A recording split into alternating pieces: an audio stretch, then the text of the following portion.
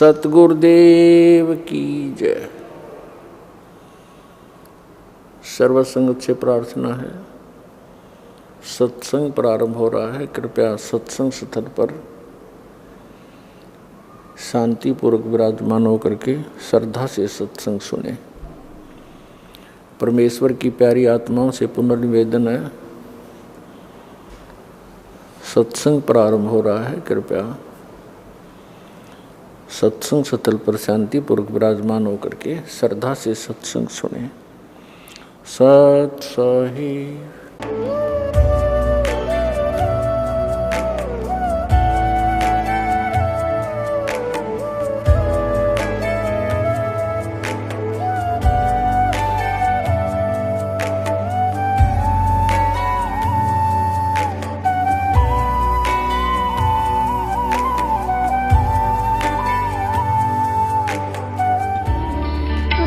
परमात्मा को पाने तथा उसका वास्तविक लाभ प्राप्त करने के लिए पवित्र बाइबल में प्रमाण है कि प्रभु ने मनुष्य को अपना ही स्वरूप बनाया।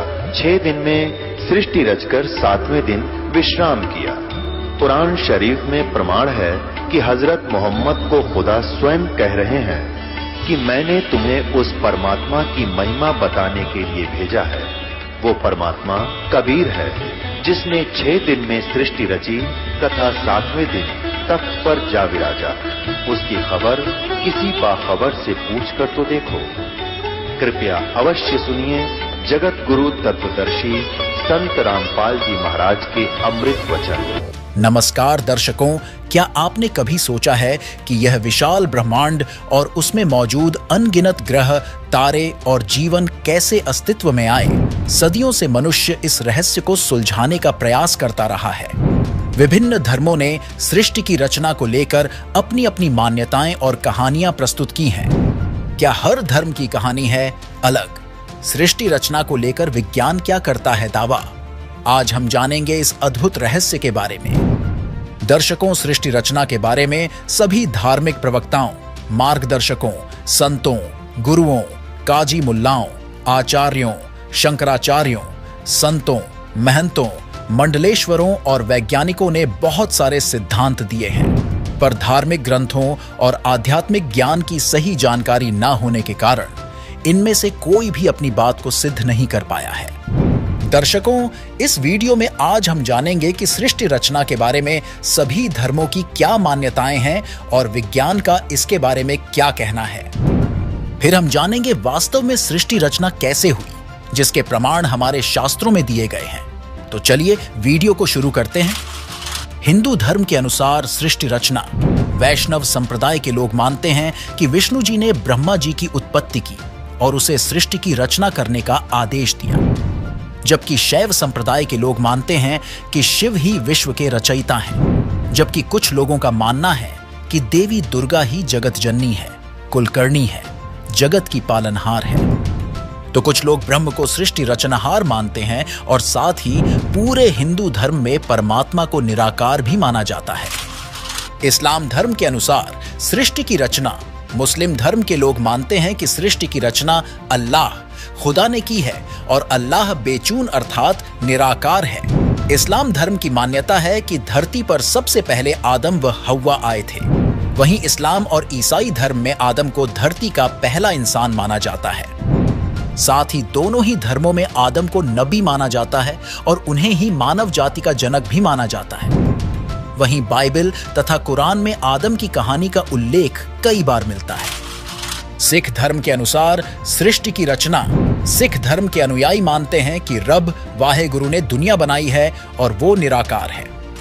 ईसाई धर्म के अनुसार सृष्टि की रचना, ईसाई धर्म में सृष्टि की रचना की कहानी बाइबल के उत्पत्ति ग्रंथ अर्थात जेनेसिस में मिलती है, जो कि ईश्वर द्वारा 6 दिनों में ब्रह्मांड और पृथ्वी की रचना का वर्णन करती है। अभी आपने जाना विश्व के 4 सबसे बड़े धर्मों में सृष्टि की उत्पत्ति से जुड़ी मान्यताएं। अब जानिए विज्ञान ब्रह्मांड की उत्पत्ति के विषय में क्या कहता है और क्या है वैज्ञानिकों की द बिग बैंग थ्योरी। विज्ञान के अनुसार ब्रह्मांड ग्रहों, सितारों और आकाश गंगाओं का समूह है, पर विज्ञान को भी ब्रह्मांड के विस्तार के बारे में पूर्ण जानकारी नहीं है। विज्ञान द्वारा दी गई जानकारी प्राचीन भारतीय और ग्रीक दार्शनिकों के द्वारा तैयार किए गए कॉस्मोलॉजिकल मॉडल और आइजक न्यूटन तथा कोपर्निकस द्वारा दिए गए हेलियोसेंट्रिक मॉडल पर आधारित हैं। फिर भी आज तक विज्ञान सिर्फ इतना ही बता पाया है कि पृथ्वी से ब्रह्मांड का जो हिस्सा देखा जा सकता है उसका व्यास 93 बिलियन प्रकाश वर्ष है, जबकि कबीर साहेब ने अपनी वाणी में जो सृष्टि रचना का विवरण दिया है उसमें असंख्य ब्रह्मांडों की जानकारी है। दर्शकों, द बिग बैंग थ्योरी या महाविस्फोट सिद्धांत ब्रह्मांड की रचना की सबसे प्रचलित धारणा है, जिसके अनुसार आज से लगभग 13.8 अरब वर्ष पहले ब्रह्मांड एक परमाण्विक इकाई के रूप में था। महाविस्फोट धमाके में इतनी अधिक ऊर्जा का उत्सर्जन हुआ कि ब्रह्मांड फैलता ही चला गया। उसी धमाके के फलस्वरूप ग्रहों, उपग्रहों और अन्य खगोलीय पिंडों की रचना हुई, जो कि अभी भी जारी है। दर्शकों, विज्ञान द्वारा दिए गए सभी सिद्धांत सिर्फ संभावनाओं और संकल्पनाओं पर आधारित हैं। वैज्ञानिकों का ज्ञान सिर्फ इस पृथ्वी की रचना तक ही सीमित है, जबकि पूर्ण परमात्मा कबीर साहिब अर्थात कबीरदेव द्वारा दिया गया पवित्र ज्ञान इस पृथ्वी और ब्रह्मांड से भी परे है।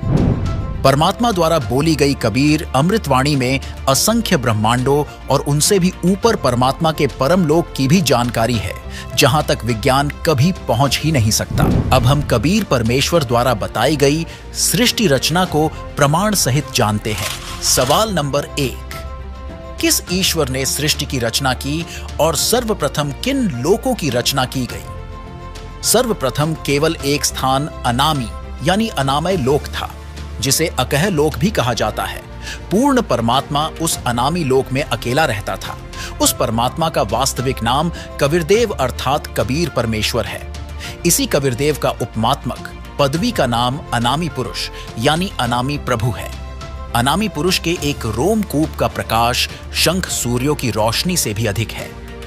उसी पूर्ण परमात्मा कबीरदेव ने नीचे के 3 अन्य लोकों अगम लोक, अलख लोक, सतलोक की रचना शब्द यानी वचन से की, तथा यही पूर्ण ब्रह्म परमात्मा कबीरदेव ही अगम लोक में अगम पुरुष के रूप में, अलख लोक में अलख पुरुष के रूप में और सतलोक में सतपुरुष के रूप में विद्यमान है। इसी को पूर्ण ब्रह्म, परम अक्षर ब्रह्म आदि पर्यायवाची नामों से भी जाना जाता है। वहीं अगम लोक में अगम पुरुष का मानव सदृश शरीर बहुत तेजोमय है, जिसके एक रोमकूप की रोशनी खरब सूर्यों की रोशनी से भी अधिक है। अलख लोक में अलख पुरुष के शरीर के एक रोमकूप की रोशनी अरब सूर्यों के प्रकाश से भी ज्यादा है। वहीं सतलोक में सतपुरुष कबीर प्रभु एक रोमकूप का प्रकाश करोड़ सूर्यों तथा इतने ही चंद्रमाओं के प्रकाश से भी अधिक है। कबीरदेव ने सतपुरुष रूप में प्रकट होकर सतलोक में विराजमान होकर प्रथम सतलोक में अन्य रचना की। एक शब्द से 16 द्वीपों की रचना की, फिर 16 शब्दों से 16 पुत्रों की उत्पत्ति की। एक मानसरोवर की रचना की जिसमें अमृत भरा। उन 16 पुत्रों के नाम निम्न: कूर्म, ज्ञानी, विवेक, तेज, सहज, संतोष, सुरति, आनंद, क्षमा, निष्काम, जलरंगी, अचिंत, प्रेम, दयाल, धैर्य, योग संतायन अर्थात योगजीत। अब सुनिए संत रामपाल जी महाराज के मुखार बिंद से सृष्टि रचना की वास्तविक जानकारी। अब सृष्टि रचना के बारे में बहुत से असमंजस है। जैसे जैन धर्म के व्यक्ति श्रद्धालु आचार्य मुनि वो कहते हैं कि इस सृष्टि का कोई रचयिता नहीं, कोई इसका संहार करता नहीं, अनादि है, अपने आप बनती है, अपने आप ये चलती है। ऐसा ही नहीं, और भी बहुत से श्रद्धालु हैं। कोई कहते हैं विष्णु जी ने इसकी रचना की है, जैसे अब पीछे हम बता चुके हैं। इसके विषय में आप जी को विशेष डिटेल से बताएंगे। परमेश्वर कबीर देव जी का जो प्रसंग चला था कि ये पूर्ण परमात्मा है, पूर्ण ब्रह्म है, कंप्लीट गॉड है, ये विश्वास आप जी को नहीं हो सकता जब तक हम इनके गुणों से परिचित नहीं होंगे। और गुण कहाँ होते हैं? उनके जीवनी में, उनके इतिहास में लिखे होते, जैसे विष्णु जी, श्री शिव जी, श्री विष्णु जी, श्री ब्रह्मा जी, इनकी जानकारी भी इनकी जीवनी में, इनके इतिहास में लिखी है, पुराणों में। और परमेश्वर कबीर जी की महिमा सूक्ष्म वेद में लिखी है, सूक्ष्म वेद। आदि शंकराचार्य जी के इतिहास में दास ने पढ़ा, उन्होंने भी सूक्ष्म वेद का समर्थन किया है। आदि शंकराचार्य ने कहा है कि 4 वेद, ऋग्वेद, यजुर्वेद, सामवेद और अथर्ववेद, ये तो अवेलेबल हैं, लेकिन सूक्ष्म वेद वो 5वां है। उसके विषय में उन्होंने कहा कि वो कैलाश पर्वत पे है। अब कारण क्या है कि 5वें वेद को इस काल ने, ब्रह्म ने नष्ट कर दिया, सूक्ष्म वेद को। उस सूक्ष्म वेद को देने के लिए परमेश्वर स्वयं यहां आते हैं, अपने सतलोक से चलकर, मुक्ति धाम से, सनातन परम धाम से गति करके यहां आते। उस छुपे हुए ज्ञान को जो काल भगवान ने, ब्रह्म भगवान ने नष्ट कर दिया, यानी छुपा रखा है, वो किसी तक नहीं आने देता। तो उस 5वें वेद को परमात्मा बताने के लिए आते हैं। उस 5वें वेद में लिखा है, और उस वेद को, उस ज्ञान को परमात्मा ने 600 वर्ष पहले अपने मुखारविंद से, अपने मुख कमल से बोला था। इसलिए गीता जी अध्याय नंबर 4 के श्लोक नंबर 32 में कहा है कि अर्जुन, गीता जी अध्याय नंबर 4 के श्लोक नंबर 25 से लेकर 31 तक बताया गया है, कोई देवताओं की पूजा करता है, कोई स्वाध्याय ही करता है, कोई तीक्ष्ण अहिंसावादी व्रतों पर ही आधारित है, कोई प्राणायाम आदि करके ही अपनी साधना को सफल मानता है। ये इस आध्यात्मिक ज्ञान का, धार्मिक यज्ञों का, यज्ञ माने अनुष्ठानों का विस्तार से विवरण 4थे अध्याय के 32वें श्लोक में कहा है कि वो सच्चिदानंद घन ब्रह्म की वाणी में विस्तार से कहा गया है। यहां अनुवादकर्ताओं ने श्रीमद् भगवत गीता अध्याय 4 श्लोक 32 में अनुवादकर्ताओं ने ज्ञान न होने से अनर्थ कर दिया। उसमें लिखा है ब्रह्मण मुखे, मूल पाठ में ब्रह्मण मुखे लिखा है, अनुवादकर्ताओं ने लिख दिया ब्रह्मण मुखे का अर्थ लिख दिया वेद की वाणी में। वो गलत लिख दिया, वो गलत अनुवाद किया है। ब्रह्मण मुखे माने सच्चिदानंद घन ब्रह्म की वाणी में, जो अपने मुख से, मुखे माने अपने मुख से मालिक ने जो बोली है, उस मुख से बोली हुई वाणी में विस्तार से कहे गए हैं, और वो है कबीर वाणी। ब्रह्मणे का अर्थ यहां इन्होंने गलत कर दिया, वेद लिख दिया। और गीता जी अध्याय नंबर 17 के श्लोक नंबर 23 में ओम तत्सत इति निर्देश है ब्रह्मण त्रिविद समर्थ है, वहां ब्रह्मणे का अर्थ इन्होंने ठीक किया है, क्योंकि वहां विचलित नहीं हुए। ये सच्चिदानंद घन ब्रह्म लिखा है ब्रह्मणे का अर्थ, तो यहां 4थे अध्याय के 32वें श्लोक में भी ब्रह्मणे का अर्थ लिखना पड़ेगा, सच्चिदानंद घन ब्रह्म की वाणी में विस्तार से कही गई। फिर 4थे अध्याय के 34वें श्लोक में कहा कि वो तत्व ज्ञान है जो 5वें वेद में लिखा है, सूक्ष्म वेद में लिखा है। उस तत्व ज्ञान को तू तत्वदर्शी संतों के पास जाकर समझ। उनको दंडवत प्रणाम करने से, कपट छोड़ के विनम्र भाव से प्रसन्न करने से वो तत्वदर्शी संत जो उस परमात्म तत्व का ज्ञान कराएंगे। इससे यह भी सिद्ध हो गया कि गीता ज्ञानदाता उस 5वें वेद से परिचित नहीं है, इसलिए उसने ऑप्शन छोड़ दिया कि आप उस ज्ञान को तो तत्वदर्शी संतों से समझो। तो परमेश्वर कबीर देव जी स्वयं आते हैं वो पूर्ण ब्रह्म तत्वदर्शी संत की भूमिका करने के लिए। उन्होंने 600 वर्ष पहले, क्योंकि परमेश्वर कबीर जी 1398 में यानी संवत 1455 विक्रमी संवत 1455 जून यानी ज्येष्ठ की पूर्णमासी को एक शिशु रूप धारण करके कमल के फूल पर विराजमान हुए थे काशी शहर में, लहर तारा तालाब में। फिर लीला करते हुए बड़े हुए, उनको एक नीरू नीमा नाम के जुलाहा उठा ले गए थे। उसी व्यवसाय में मालिक रहने के कारण वो परमेश्वर जुलाहा धारण कहाए। उन्होंने 600 वर्ष पहले अपने उस सूक्ष्म वेद में लिखा है, बताया है। उसको ये दास अब अपने शब्दों में परमात्मा के ज्ञान को आप तक पहुंचाना चाहेगा। परमेश्वर ने बताया है कि सबसे पहले केवल अकेले पूर्ण परमात्मा थे, कबीर देव थे। वो अनामय लोक में रहते थे, अनामय,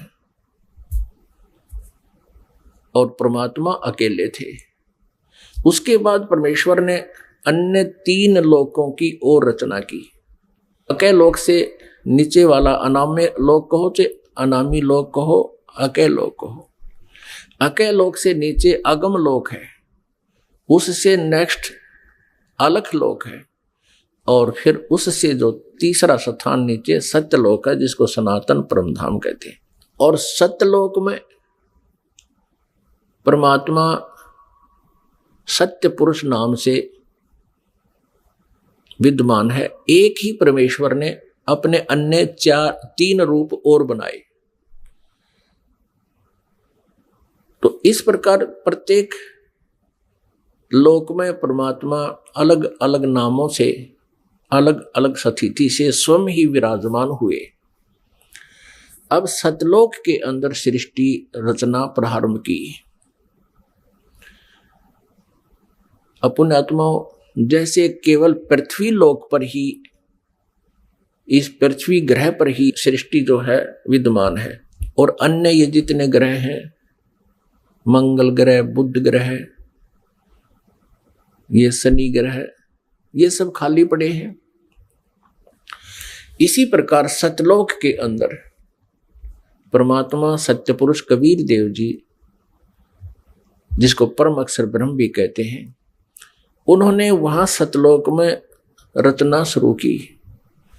एक वचन से 16 द्वीप बना दिए, 16 द्वीप, और फिर एक एक वचन से एक एक पुत्र की उत्पत्ति कर दी। उन 16 पुत्रों को प्रत्येक द्वीप में रहने का आदेश दे दिया, और अपने उन 16 पुत्रों में से एक पुत्र का नाम अचिंत है। अचिंत से कहा कुछ समय के उपरांत आगे सृष्टि रचना करो। परमात्मा ये दिखाना चाहते थे उन पुत्रों को कि समर्थ के बिना कोई भी प्रयत्न करता है वो सफल नहीं होता। कहते हैं ना, जिसका काम उसी को साजे, और करे तो मूर्ख बाजे। सवाल नंबर 2, ब्रह्म कौन है तथा काल ब्रह्म की उत्पत्ति कैसे हुई? सुनिए ब्रह्म की उत्पत्ति के विषय में संत रामपाल जी महाराज का आध्यात्मिक सत्संग, जिसका प्रमाण कबीर सागर के अध्याय अनुराग सागर पृष्ठ 15-16, अध्याय श्वास गुंजार 15 से 21 पर है। तो अचिंत ने अक्षर पुरुष की उत्पत्ति की, और अक्षर पुरुष वहाँ एक सरोवर है, मान सरोवर, अमृत से भरा हुआ, उसमें जाके सो गया, गहरा चला गया। वहाँ श्वासों से जीवन नहीं है। काफी समय तक वो बाहर नहीं आया। आपको थोड़ी सी सृष्टि रचना का हिंट देकर आज का जो विषय है वो फिर चलेगा। अचिंत ने देखा अक्षर पुरुष सरोवर के अंदर, निद्रा के अंदर, गहरी निद्रा में सो रहा है, और अक्षर पुरुष के बिना अचिंत सृष्टि नहीं कर सकता। तब उसने अर्ज की कि अक्षर पुरुष निद्रा में है, प्रभु मैं कुछ नहीं कर पा रहा हूं। तब परमात्मा ने कहा कि बेटा तुम कर भी नहीं सकते, ये तुम्हारे को थोड़ा सा एक झटका दिया है, कहीं तुम बीच में टांग अड़ा लेते। परमात्मा ने ये सिद्ध कर दिया कि समर्थ का काम समर्थ ही कर सकता है, और दूसरा कोशिश करेगा तो वो मार ही खाएगा। तब परमेश्वर ने उसी सरोवर से थोड़ा सा जल अपनी आचमन में लिया, अपनी शब्द से उसको अंडा बना दिया। अंडे में अपने वचन से अपने ही अंदर से एक आत्मा उसमें प्रवेश कर दी। उस अंडे को बहुत बड़ा आकार का अंडा बना दिया, उसको उसमें छोड़ दिया। सरोवर में गड़गड़ गड़गड़ करता हुआ वो नीचे गया। तो उसकी गड़गड़ाहट सुनकर अक्सर पुरुष की नींद निद्रा खुल गई और किसी को कच्ची निद्रा से जगा दिया जाए तो उसमें थोड़ा सा क्रोध होता है। उसने क्रोधवश उसको देखा कि किसने मेरी निद्रा भंग कर दी, तो वो कोप उस अंडे पर टकराया, उससे अंडा फूट गया, उसमें से ये सरपुरुष निकला। सरपुरुष। अब इस अध्यात्म ज्ञान को सुनने के लिए यह सृष्टि रचना एक मास्टर की समझ लेना, और जब तक आप इस सृष्टि रचना से परिचित नहीं होगे तब तक आप अध्यात्म का कोई सिर पैर नहीं समझ सकते। प्रथम बार कोई सुनेगा उसको ऐसा लगेगा जैसे दंत कथा बनावटी कहानी है। अब वो अंडा फट जाने से उसमें से सरपुरुष निकला, ज्योति निरंजन, जिसको काल भी कहा जाता है, जो 21 ब्रह्मांड का स्वामी है। तब परमेश्वर ने कहा कि तुम दोनों बाहर आओ।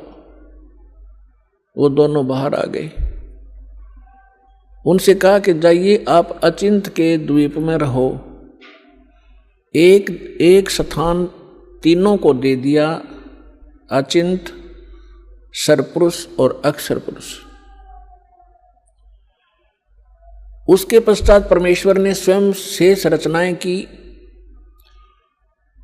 और हम सभी आत्माओं को अपने वचन से उत्पन्न कर दिया। असंख्य जितने भी यहाँ चींटी, मच्छर, मक्खी, सूक्ष्म जीव जो दिखते भी नहीं, दूरबीन से देखे जा सकते हैं, हाथी, देवता, ये सभी प्राणी परमात्मा ने अपनी वचन से उत्पन्न करके, ये सभी आत्माएं ऊपर रहा करती थी।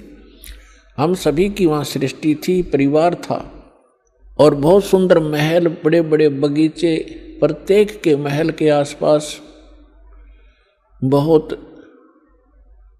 बहुत सुंदर आगे पार्क हैं, फल फ्रूट वहाँ पर लदपद रहते हैं, मेवा लदपद रहती है, सदाबहार वृक्ष हैं, सदाबहार बाग बगीचे हैं।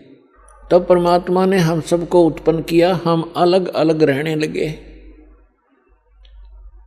और हमारा वहाँ पर एक परिवार बन गया। जैसे आपका यहाँ परिवार बन गया, ऐसे वहाँ भी आपका ऐसे सुंदर परिवार था।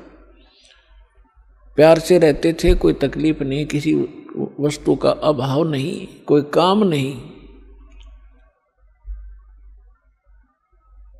तो फिर कुछ समय के उपरांत, काफी समय बीत गया था, तो इस ज्योति निरंजन सरपुरुष के मन में एक खुरापात उत्पन्न हुआ।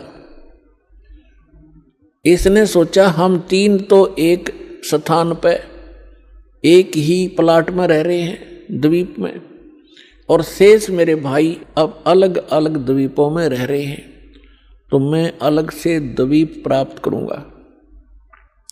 इसने अलग से स्थान प्राप्ति के लिए तप शुरू किया, एक पैर पर खड़ा होकर।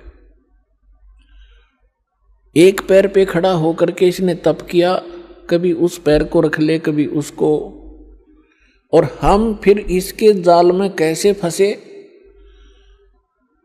हम इस ज्योत स्वरूपी निरंजन को देखने लगे और इसके इस ड्रामे को, इस एक्टिंग को, इस तपस्या को हम देखकर प्रभावित हो गए और ये सोचने लगे बड़ा कमाल कर दिया इसने, एक पैर पर खड़ा है, ओहो कितने युग बीत गए, कितना समय बीत गया।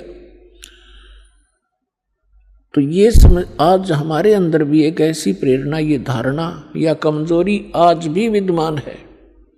जैसे कोई एक्टर, कोई हीरो या हीरोइन, अभिनेता अभिनेत्री, आप उसको देखते हैं, फिल्म वगैरह देखते हैं उनकी, तो उनसे इतने प्रभावित हो जाते हैं ये जवान नौजवान बच्चे, लड़के या लड़कियां, और वो कभी यहाँ आजा बरवाला में या हिसार में, तो ये नादान बालक है, उसको देखने के लिए वहाँ कई हजारों की संख्या में इकट्ठे हो जाएंगे और वो अपनी रोजी रोटी के लिए चटक मटक करते हैं। और ये फजूल में मुफ्त में डले ढोने के लिए उसको देखने जाते हैं, उन पर इतने आसक्त हो जाते हैं और उनको अपना फेवरेट हीरो और हीरोइन बोलते हैं। बताओ, उनसे लेना एक न देने दो, वो उनको बता टिंडे देंगे, वह अपने लिए नाचें कूदें बकवाद करें 2 पैसे इकट्ठे करने की खातिर, और ये मुंह बाएं देखें जहाँ उसकी खातिर वो खड़ी इतने किलोमीटर पे। तो ये कमजोरी हमारे वहाँ हुई थी। हमें सारी सुविधा वहाँ प्राप्त थी, हमारा समर्थ भगवान हमारे को सब सुविधाएं दे रहा था, और उस सुविधाओं को भूलकर, परमात्मा के एहसान को भूलकर हम इस नीच को देखने लगे, इस काल को। हम इस पर आसक्त हो गए, जैसे ये बच्चे हो जाते हैं एक्टर्स पर। परमात्मा ने बहुत बार आकाशवाणी की कि बच्चों, इसके इस ड्रामे न मत देखो, मस्त रहो तुम। हम ऊपर से सावधान हो गए, जैसे हम बिल्कुल नहीं चाहते, पर अंदर कसक बहुत ज्यादा बन गई। वो तो अंतर्यामी है, हमारी सारी बात जानते थे कि अब ये गए काम तय। जब उसने 70 युग तक तप किया, तब परमेश्वर ने पूछा कि बोल ज्योति निरंजन, आप क्या चाहते हो, क्यों ऐसा ये हठ कर रहे हो। तब उसने कहा, पिताजी मेरे लिए ये स्थान बहुत कम है, मुझे कोई अलग स्थान दे दो, मैं अपना अलग स्थान चाहता हूँ। परमात्मा ने कहा, ठीक है भाई। तब से राज मदमानम और जन्म तीसरे शुक्र सवानम, तेरे इस तप के कारण मैंने तुझे 21 ब्रह्मांड का राज दे दिया। जैसे एक धनी पिता अपने पुत्र को उसके हिस्से के 21 प्लाट दे दे खाली। अब उन ब्रह्मांडों को पाकर ये कभी उसमें जा रहा है, कभी उसमें कूद रहा है, सारा नाच कूद कर इसने सोची कि इसमें कुछ कंस्ट्रक्शन भी चाहिए। अब वो समर्थ है, सबका सब सारे मटेरियल उस परमात्मा से उपलब्ध हो सकते हैं। इसने फिर तपस्या की, 70 युग फिर तप किया। हम फिर भी इसको बहुत ज्यादा चाह रहे थे, ऊपर से सावधान थे पर अंदर से कसक गजब की थी। तब परमेश्वर ने पूछा, भी बोल क्या चाहता है ज्योति निरंजन, अब तुझे और क्या चाहिए। तब इसने कहा कि भगवान परमात्मा, हे पिताजी, मेरे लिए मुझे कुछ कंस्ट्रक्शन करने का मटेरियल सामग्री दे दो। तब परमात्मा ने इसको 5 तत्व और 3 गुण दे दिए और कहा, ले बेटा खेल खिलौनों से। इनको पाकर के इसने फिर सोचा कि अब मैं इसमें कंस्ट्रक्शन भी कर लूंगा, और फिर ये यहाँ मुझे अकेले का दिल लगे नहीं, इसके अंदर कुछ प्राणी चाहिए। इसने फिर से हठ योग शुरू किया। जब इसने तीसरी बार 64 युग तप किया, तब परमात्मा ने पूछा कि बोल ज्योति निरंजन, तू क्या चाहता है। तो जो तूने मांगा मैंने दे दिया, अब क्यों हठ कर रहा है। तब इसने कहा कि प्रभु, हे परमेश्वर, हे पिताजी, मेरा अकेले का दिन नहीं लगता, कुछ आत्मा मुझे दे दो। परमेश्वर ने कहा कि देखो भाई, इस और तपस्या के लिए तू कुछ और मांग सकता है, अन्य तेरे को ब्रह्मांड दे दूंगा, लेकिन आत्मा नहीं दे सकता, क्योंकि ये मेरे अंश हैं और तू इनको घना दुखी कर देगा और मेरे से देखे नहीं जाएंगे फिर ये।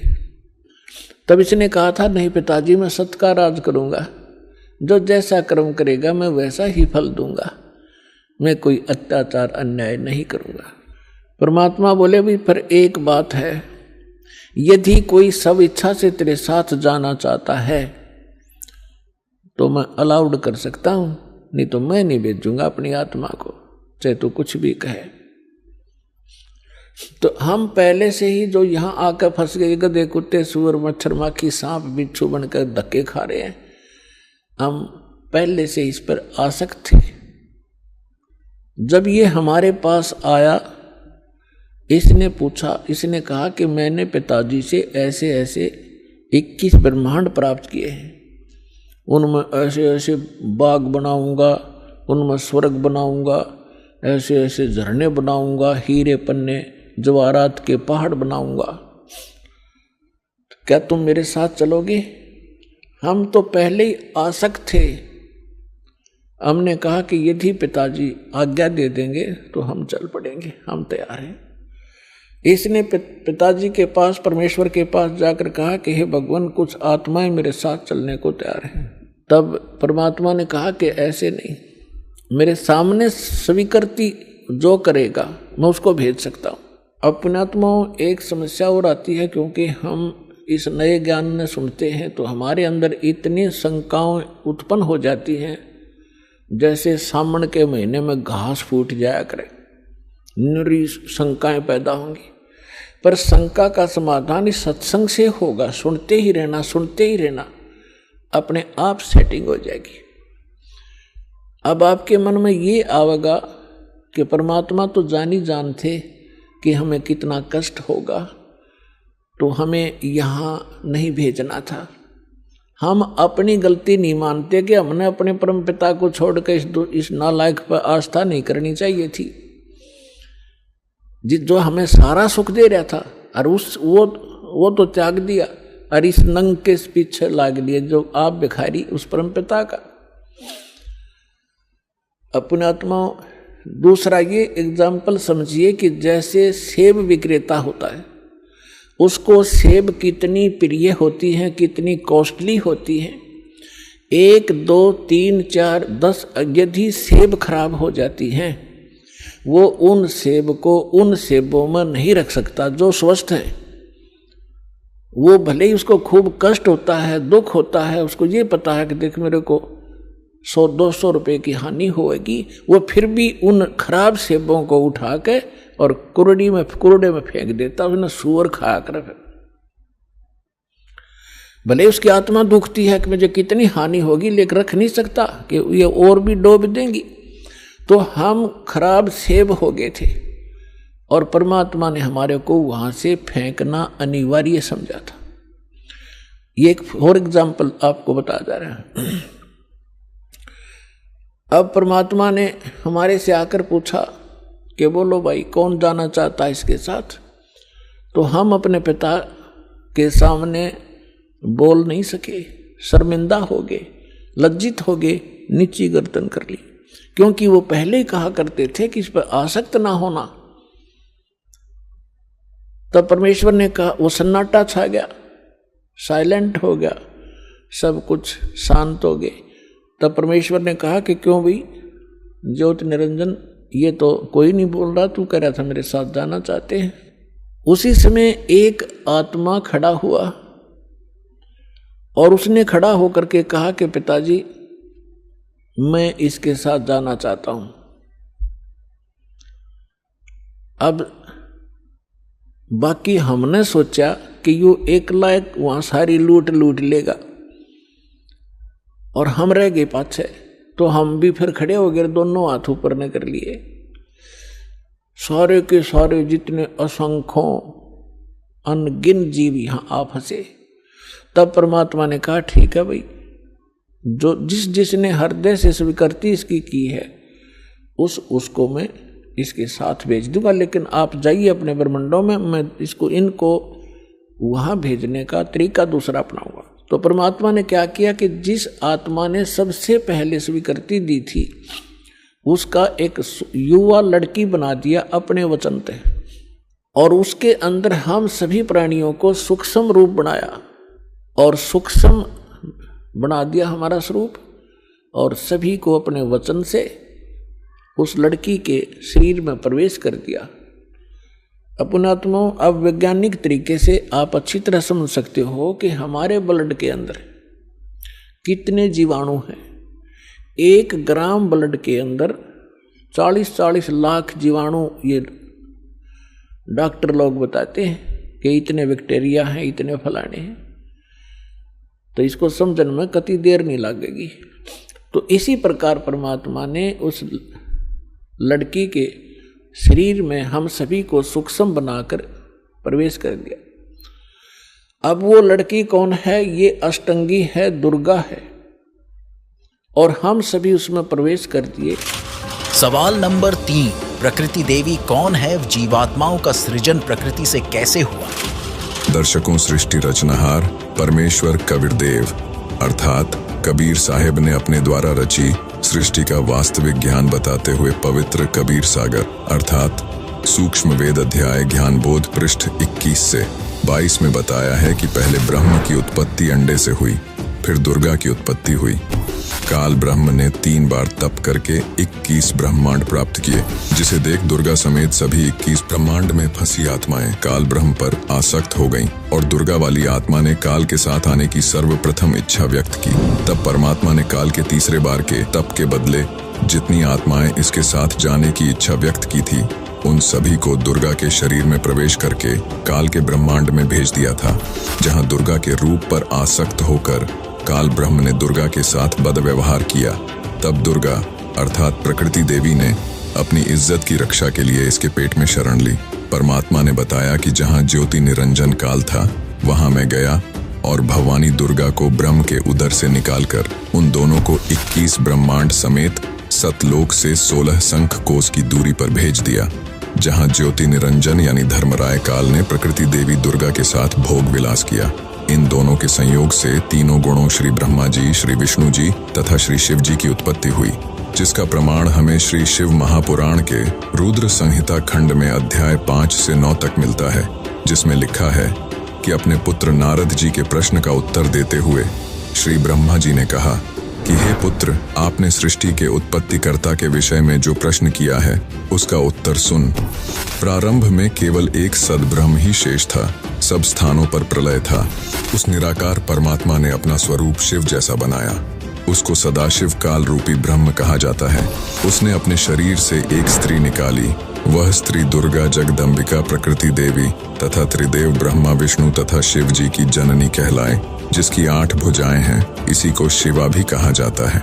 वहीं संत गरीबदास जी ने परमेश्वर कबीर जी द्वारा रची सृष्टि रचना के विषय में सदग्रंथ साहिब के अध्याय आदि रमैणी पृष्ठ नंबर 690 से 692 में बताया है।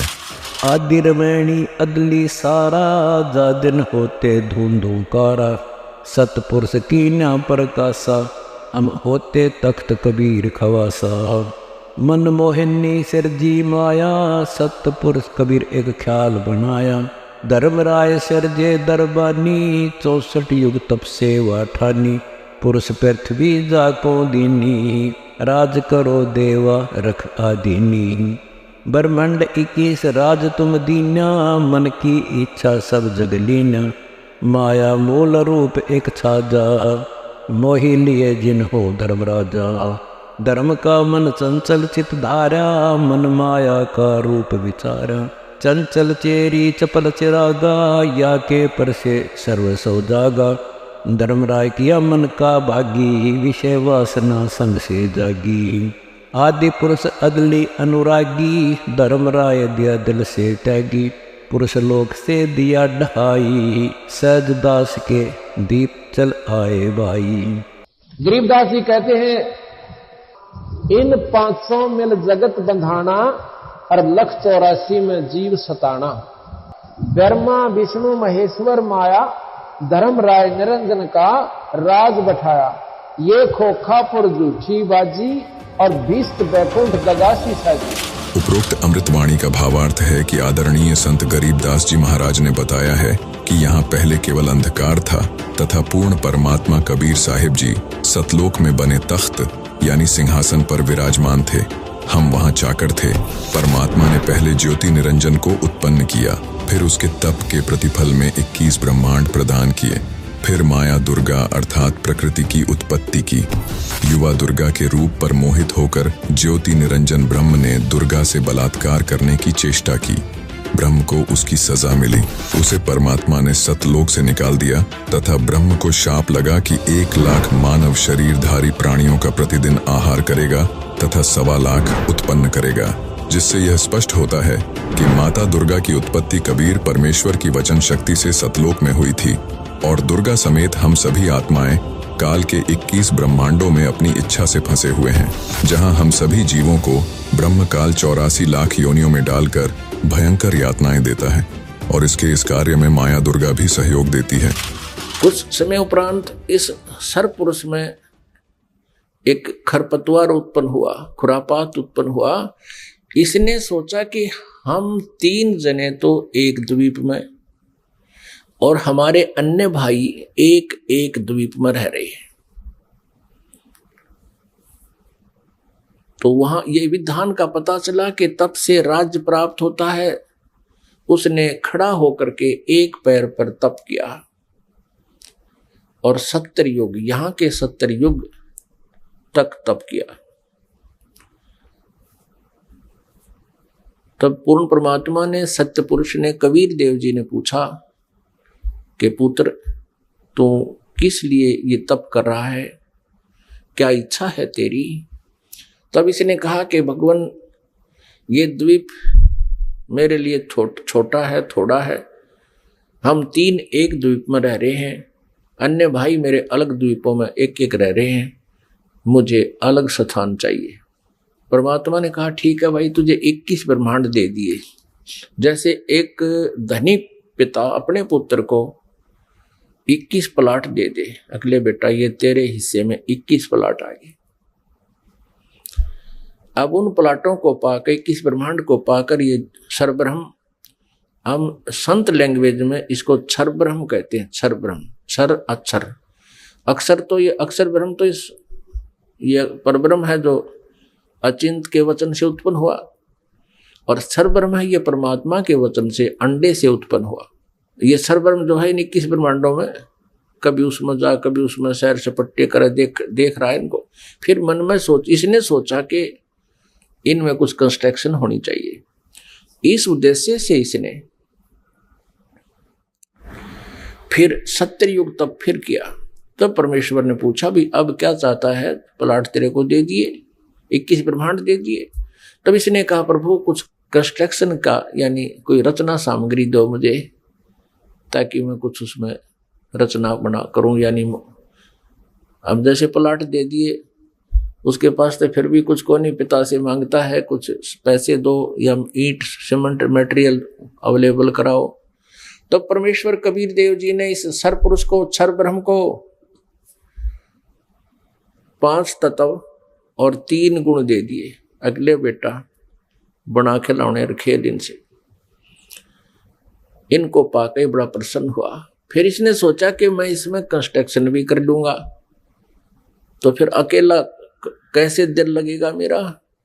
इसने सोचा कि कुछ आत्माएं भी मैं प्राप्त करूं भगवान से। इस क्षर ब्रह्म ने, इस काल भगवान ने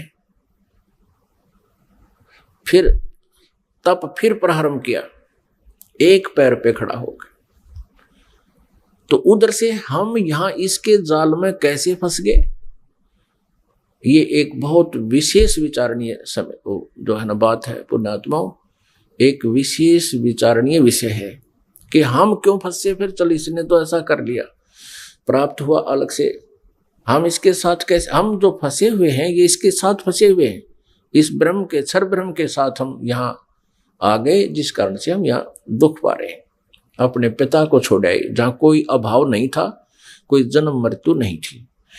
तो हम कैसे फंसे कि हम वहां देख रहे थे इसके तप को, और जब ये खड़ा होकर तप कर रहा था, एक पैर पे खड़ा होकर, हम सभी इस पर आसक्त हो गए, इतने आसक्त हो गए।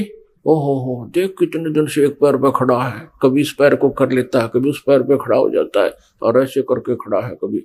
तो हम इसकी इन अदाओं से इतने प्रभावित हो गए, हम अपने भगवान से भी दिल हटा बैठे। जो हमें सर्व सुख दे रहा था, सब सुविधाएं उपलब्ध करा रहा था, हम उससे हटकर इसके ऊपर आसक्त हो गए।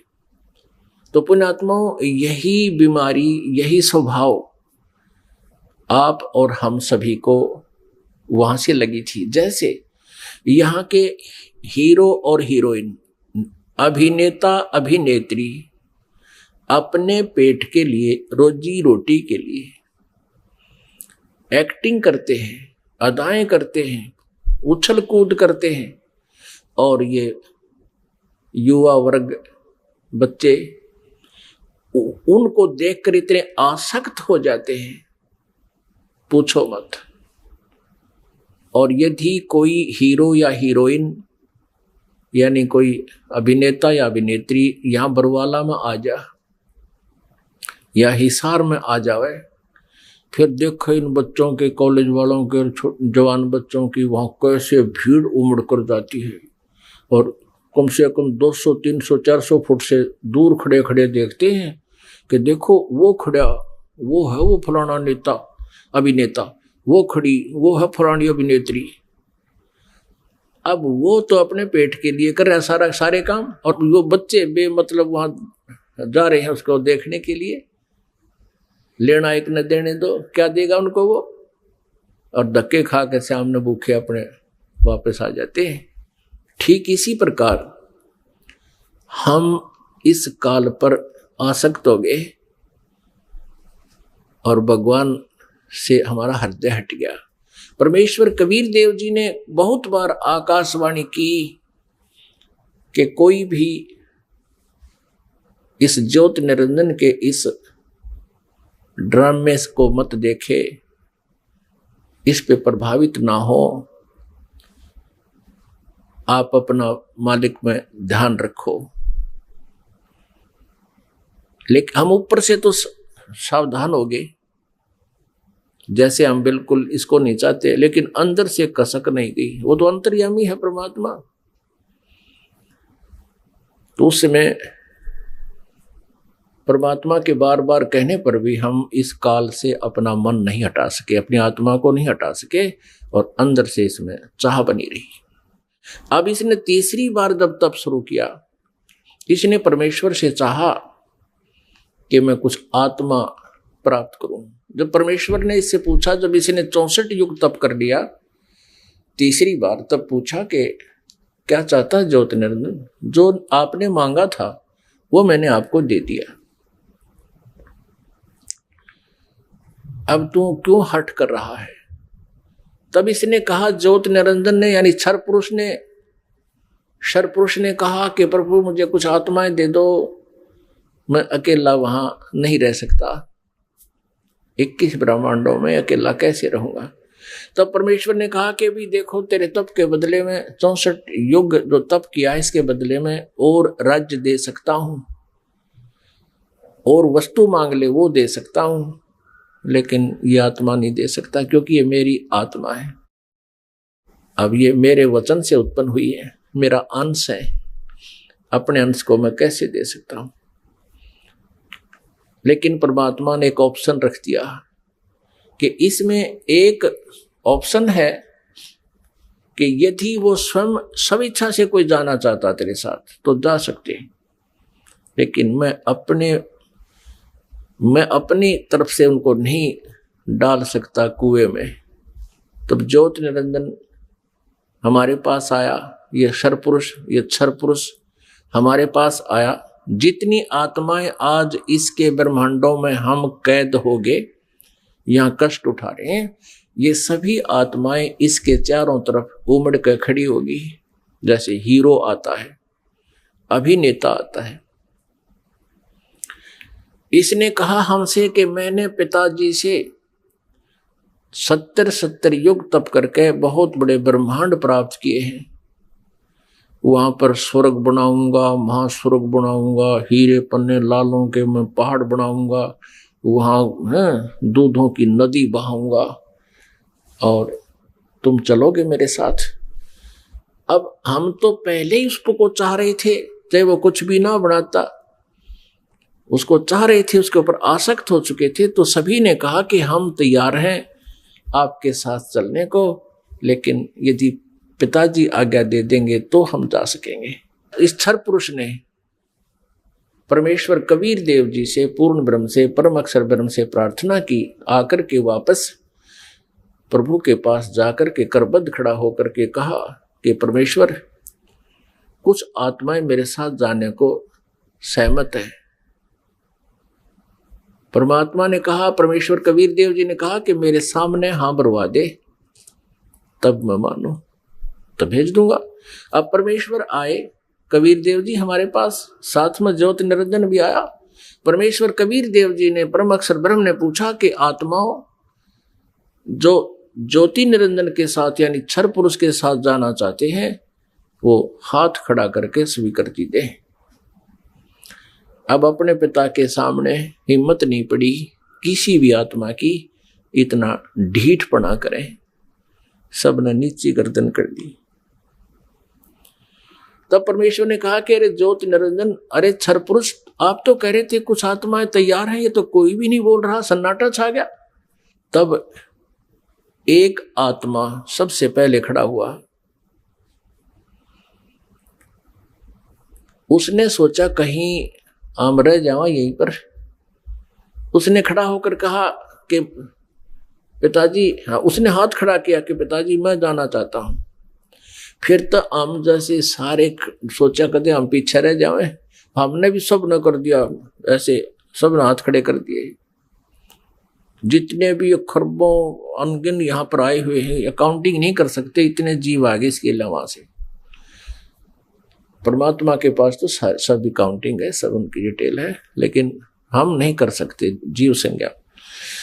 जितने भी 21 ब्रह्मांड में प्राणी हैं, ये सब सतलोक से आए हैं, चाहे चींटी है, चाहे हाथी है, रंक है या राजा है, किसी भी पशु पक्षी की योनि वो जीव जंतु की भोग रहा है।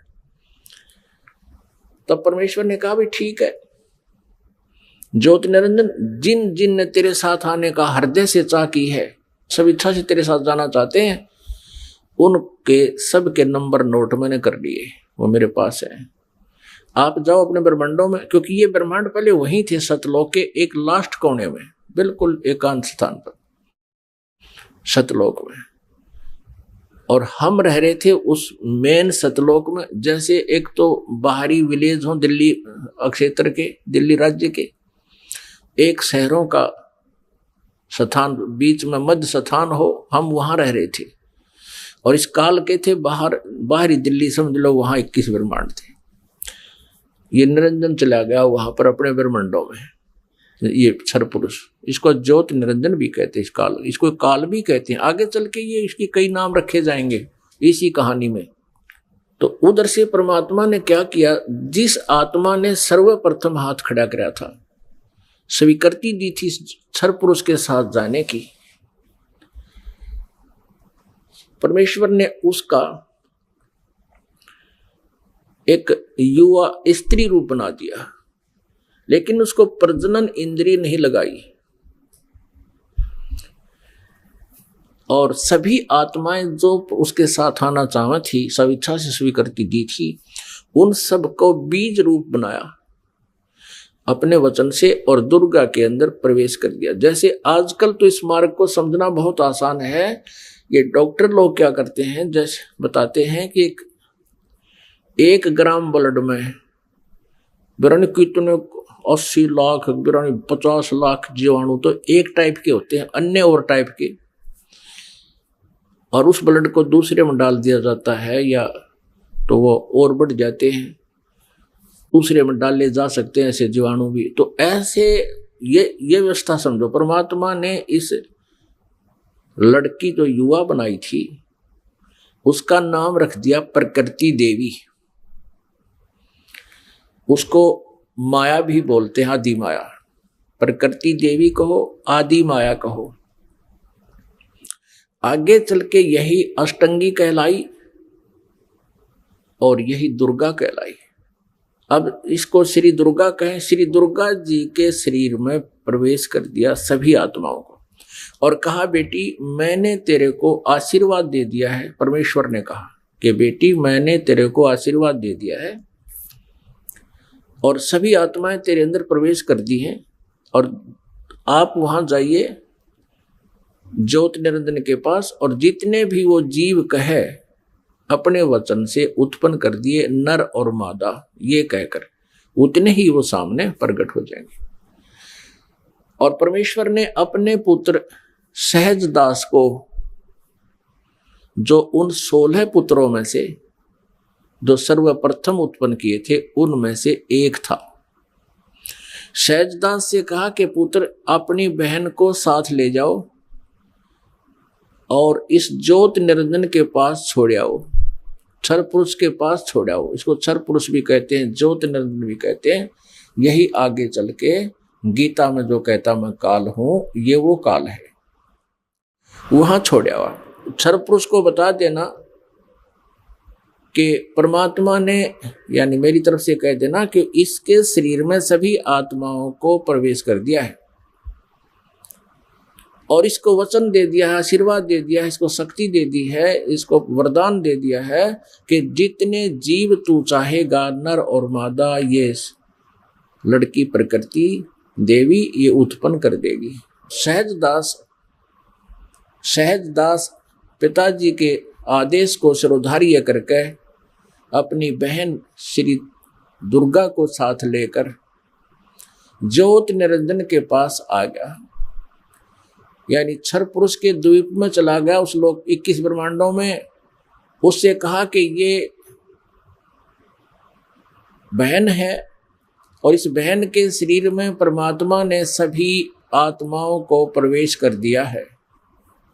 अब सहजदास ने क्षर पुरुष से कहा कि पिताजी ने ये बहन भेजी है दुर्गा, इस श्री देवी के शरीर में वो सभी आत्माएं प्रवेश कर दी हैं और इसको परमेश्वर कबीर देव जी ने वरदान दे दिया है कि जितने जीव तू चाहेगा ये वचन से उत्पन्न कर देगी। ऐसा कहकर के वो सहजदास उस लड़की को वहां छोड़कर वापस आ गया। अब सहजदास के आ जाने के उपरांत वहां पर प्रकृति देवी और ये ज्योत निरंजन अर्थात क्षर पुरुष ये दोनों रह गए। अब लड़की युवा होने के कारण उसका रूप रंग निखरा हुआ था। अब ज्योत निरंजन यानी क्षर पुरुष के मन में दोष उत्पन्न हो गया। अकेली युवा लड़की को देखकर उसने उस लड़की के साथ, दुर्गा के साथ, श्री देवी के साथ दुर्व्यवहार करना चाहा। तो प्रकृति देवी ने बार बार कहा कि ज्योत निरंजन तू ऐसा कर्म ना कर, मैं आपकी बहन हूं, आप मेरे बड़े भाई हो। आपकी उत्पत्ति परमेश्वर कबीर देव जी से, सतपुरुष से, अंडे से हुई, उसके बाद हमारी भी उत्पत्ति उसी परमेश्वर ने की। आप मेरे बड़े भाई हो, मैं आपकी छोटी बहन हूं, आप मेरे साथ ये जुल्म ना करो। बहुत विनय करी, लेकिन इस क्षर पुरुष में इतना काम वासना बढ़ गई, इतना रजोगुण प्रभावित हो गया कि इसने एक नहीं सुनी, ना कोई मान मर्यादा रखी और लड़की के साथ इसने बलात्कार करने की चेष्टा की। अभद्र तरीके से मुंह खोल रखा था। दुर्गा ने यानी प्रकृति देवी ने सूक्ष्म रूप बनाया, इसके मुंह में पेट में शरण ग्रहण की। वैसे तो कहीं भागे जान नहीं दे सकता था, पता था उसको। अपनी इज्जत रक्षा के लिए, अपने कौमार्य की रक्षा करने के लिए इसने पेट में शरण चली गई। उधर से आवाज लगाई कि हे परमात्मा मेरी रक्षा करो, मुझे बचाओ, मेरे पिताजी मुझे बचाओ। परमात्मा को पता था कि इनके साथ ऐसा होगा, क्योंकि हम परमात्मा परमेश्वर जी के बार बार मना करने पर भी हम इससे अपना मन नहीं हटा सके थे। परमेश्वर ने स्वयं अपने पुत्र जोगजीत का रूप धारण किया और वहां प्रकट हो गए। लड़की को, दुर्गा को उसके पेट से निकाला, शरीर से बाहर निकाला और कहा कि ज्योत निरंजन सुन ले आदेश परम पिता का, तूने इस अच्छे लोक में ऐसा जुल्म किया है, तू पहला व्यक्ति है। तूने यह बदनीयत की है इस लड़की के ऊपर आज, और तूने इसको अपने पेट में निगल लिया है, और तेरी जो क्रिया है यह भी एक बहुत अभद्र पुरुष की है, इसलिए तेरा नाम आज से काल होगा। तू काल नाम से जाना जाएगा और 1 लाख मानव शरीरधारी प्राणियों का नित आहार किया करेगा। और 1.25 लाख उत्पन्न करेगा, यानी 25% एक्स्ट्रा तो उत्पन्न किया करेगा। और आज से तुझे यहां से देश निकाला दे दिया है परमपिता परमेश्वर ने, सतलोक से निकाल दिया तुम्हारे को 21 ब्रह्मांड समेत दोनों भाग, यहां से निकल जाओ तुम। इतना ही कहा था, उसी समय ये 21 ब्रह्मांड वहां से ऐसे चल पड़े जैसे विमान स्पीड पकड़ लेता है। और इस प्रकृति देवी से, दुर्गा से परमात्मा ने कहा कि बेटी तुमने अपने पैर पे आप कवाड़ा मारा है, अब तुम सब इच्छा से इसके साथ जा रहे हो और पिताजी के दिल से तुम उतर गई, क्योंकि वहां परमात्मा अपना रूप बदले हुए खड़े थे। अब तुम यहां नहीं रह सकते। 21 ब्रह्मांड सतलोक से चले और सत्यलोक से बाहरी अक्षेत्र से सीमा से 16 शंख कोश, जैसे अरब खरब नील पद्म 10 पद्म, फिर शंख 10 शंख, ऐसे 16 शंख कोश। एक कोश लगभग 3 किलोमीटर का होता है, 48 शंख किलोमीटर समझो। ये 21 ब्रह्मांड आगे। अब ज्योत निरंजन ने सोचा कि जो मेरे साथ होना था वो तो हो चुका है और मैं यहाँ का फुल फ्लेज हो गया, इंडिपेंडेंट हूं, अब अपनी मर्जी चलाऊंगा। इसने फिर से उस दुर्गा के साथ दुर्व्यवहार शुरू किया, श्री देवी के साथ। श्री देवी ने, दुर्गा ने फिर कहा कि ज्योत निरंजन यानी क्षर पुरुष, तू आंख खोल ले, देखो परमात्मा ने मुझे शक्ति दी है, वर्ड पावर दी है, शब्द शक्ति दी है, मैं वचन से जितने जीव तू कहेगा मैं उत्पन्न कर दूंगी तेरे यहां संसार के लिए। तो ये मैथुन सृष्टि प्रारंभ मत कर। लेकिन ये नहीं माना। दुर्गा ने फिर यातना की कि देख, पहले तो तू मेरा बड़ा भाई, मैं तेरी छोटी बहन, और दूसरे मैं तेरे पेट से निकलकर तेरे शरीर से बाहर आई हूं, मैं तेरी पुत्री होगी, तू किसी नाते की तो लाज रख ले। लेकिन इस ज्योत निरंजन क्षर पुरुष ने उसकी एक नहीं सुनी। तो उसमें परमात्मा ने इस लड़की को प्रजनन इंद्रिय नहीं लगाई थी। फिर इस काल ने, ज्योत निरंजन ने, ये तब से सिद्धियां भी आ जाती हैं, अपनी सिद्धि शक्ति से प्रजनन इंद्री बनाई, दुर्गा से बाई फोर्स विवाह किया और फिर 3 पुत्रों की उत्पत्ति हुई। रजगुण युक्त ब्रह्मा जी, सतगुण युक्त विष्णु जी, तमगुण युक्त शिव जी। इन तीनों को एक एक गुण युक्त कर दिया। इस प्रकार प्रकृति द्वारा आत्माओं का सृजन हुआ। यही प्रमाण श्रीमद् भगवत गीता अध्याय 14 श्लोक 3 से 5 में भी है। मम योनिर्महद् ब्रह्म तस्मिन् गर्भं दधाम्यहम् सम्भवः सर्वभूतानां ततो भवति भारत सर्वयोनिषु कौन्तेय मूर्तयः सम्भवन्ति याः तासां ब्रह्म महद्योनिरहं बीजप्रदः पिता सत्वं रजस्तम इति गुणाः प्रकृतिसम्भवाः निबध्नन्ति महाबाहो देहे देहिनमव्ययम्। कि रज अर्थात रजगुण ब्रह्मा, सत अर्थात सतगुण विष्णु, तम अर्थात तम गुण शंकर, तीनों गुण प्रकृति अर्थात दुर्गा देवी से उत्पन्न हुए हैं।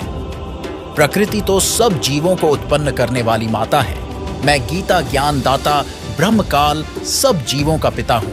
मैं दुर्गा अर्थात प्रकृति के गर्भ में बीज स्थापित करता हूँ, जिससे सबकी उत्पत्ति होती है। सवाल नंबर 4, श्री ब्रह्मा जी, श्री विष्णु जी तथा श्री शिव जी की उत्पत्ति कैसे हुई?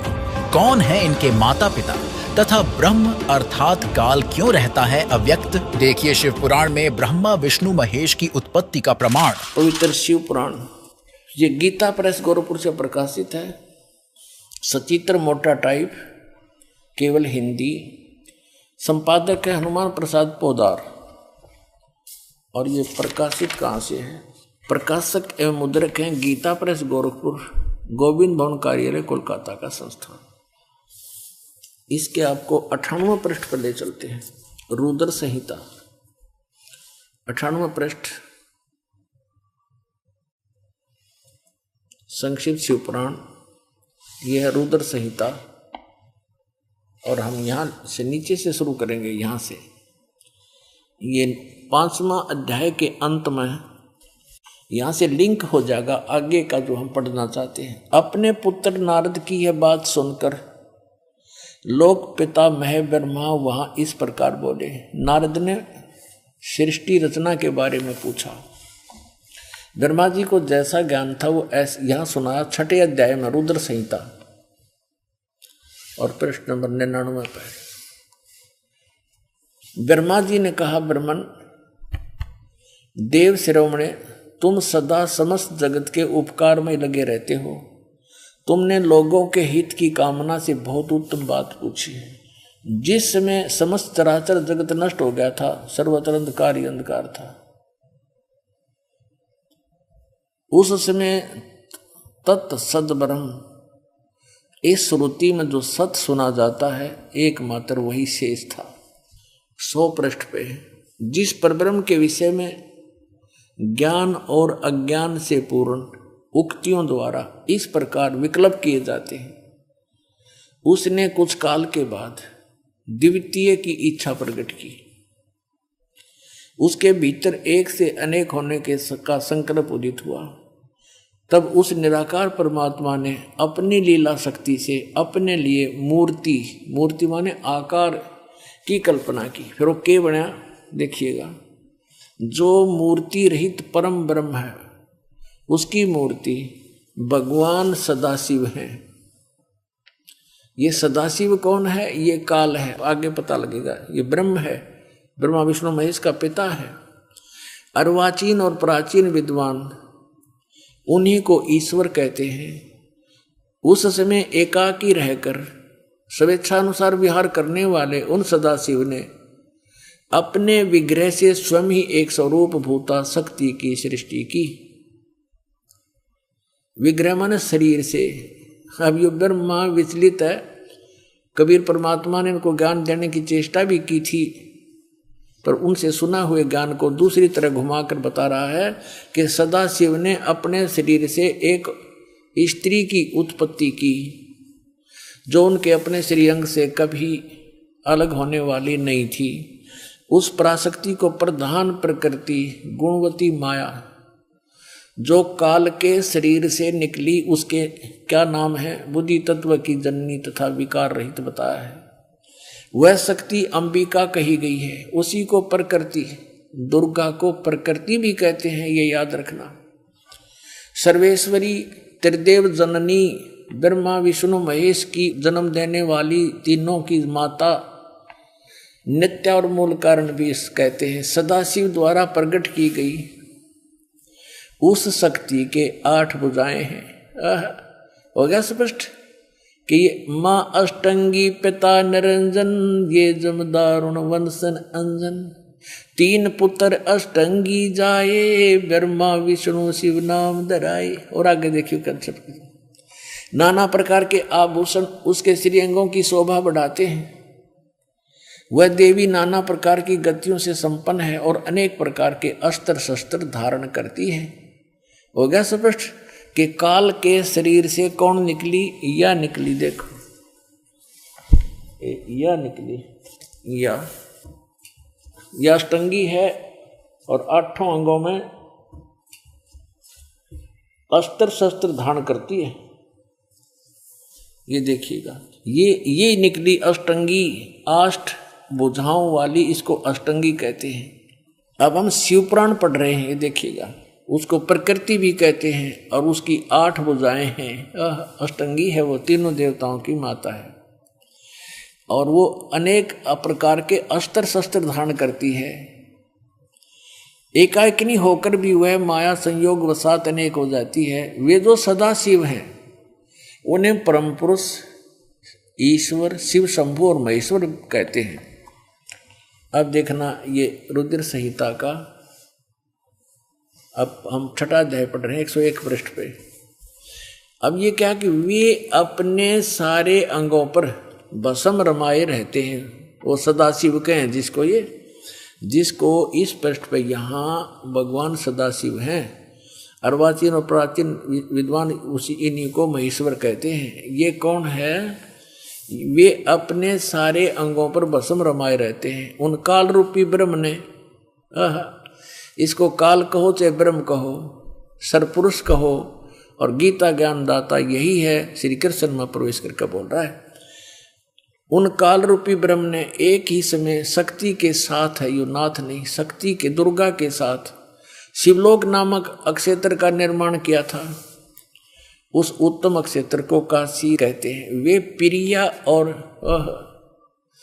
प्रियतम शक्ति और शिव यानी पति पत्नी रूप में रहते हैं। प्रिया और प्रियतम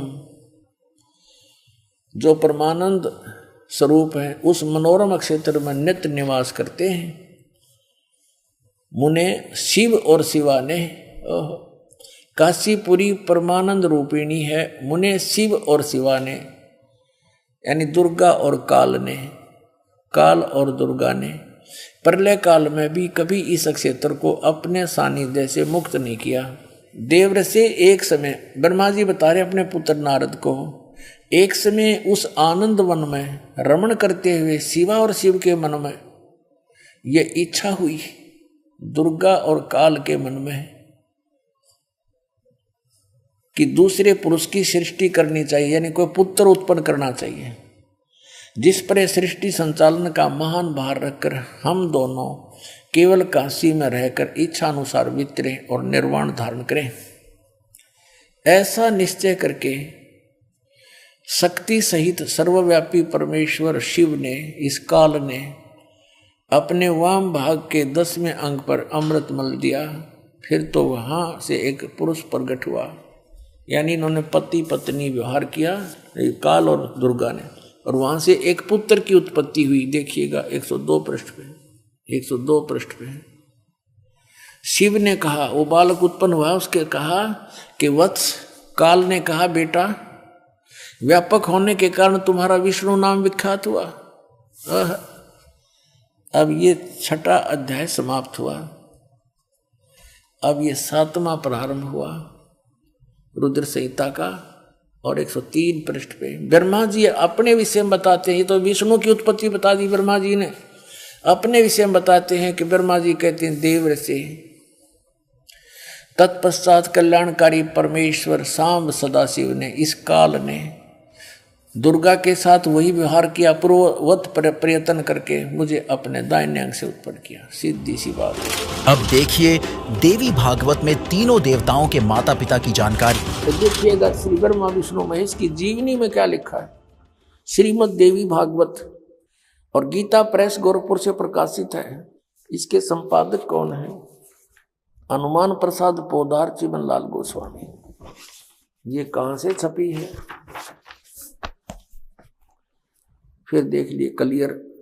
प्रकाशक एवं मुद्रक हैं गीता प्रेस गोरखपुर, गोविंद भवन कार्यालय कोलकाता का संस्थान। ये इनके फैक्स और फोन नंबर है।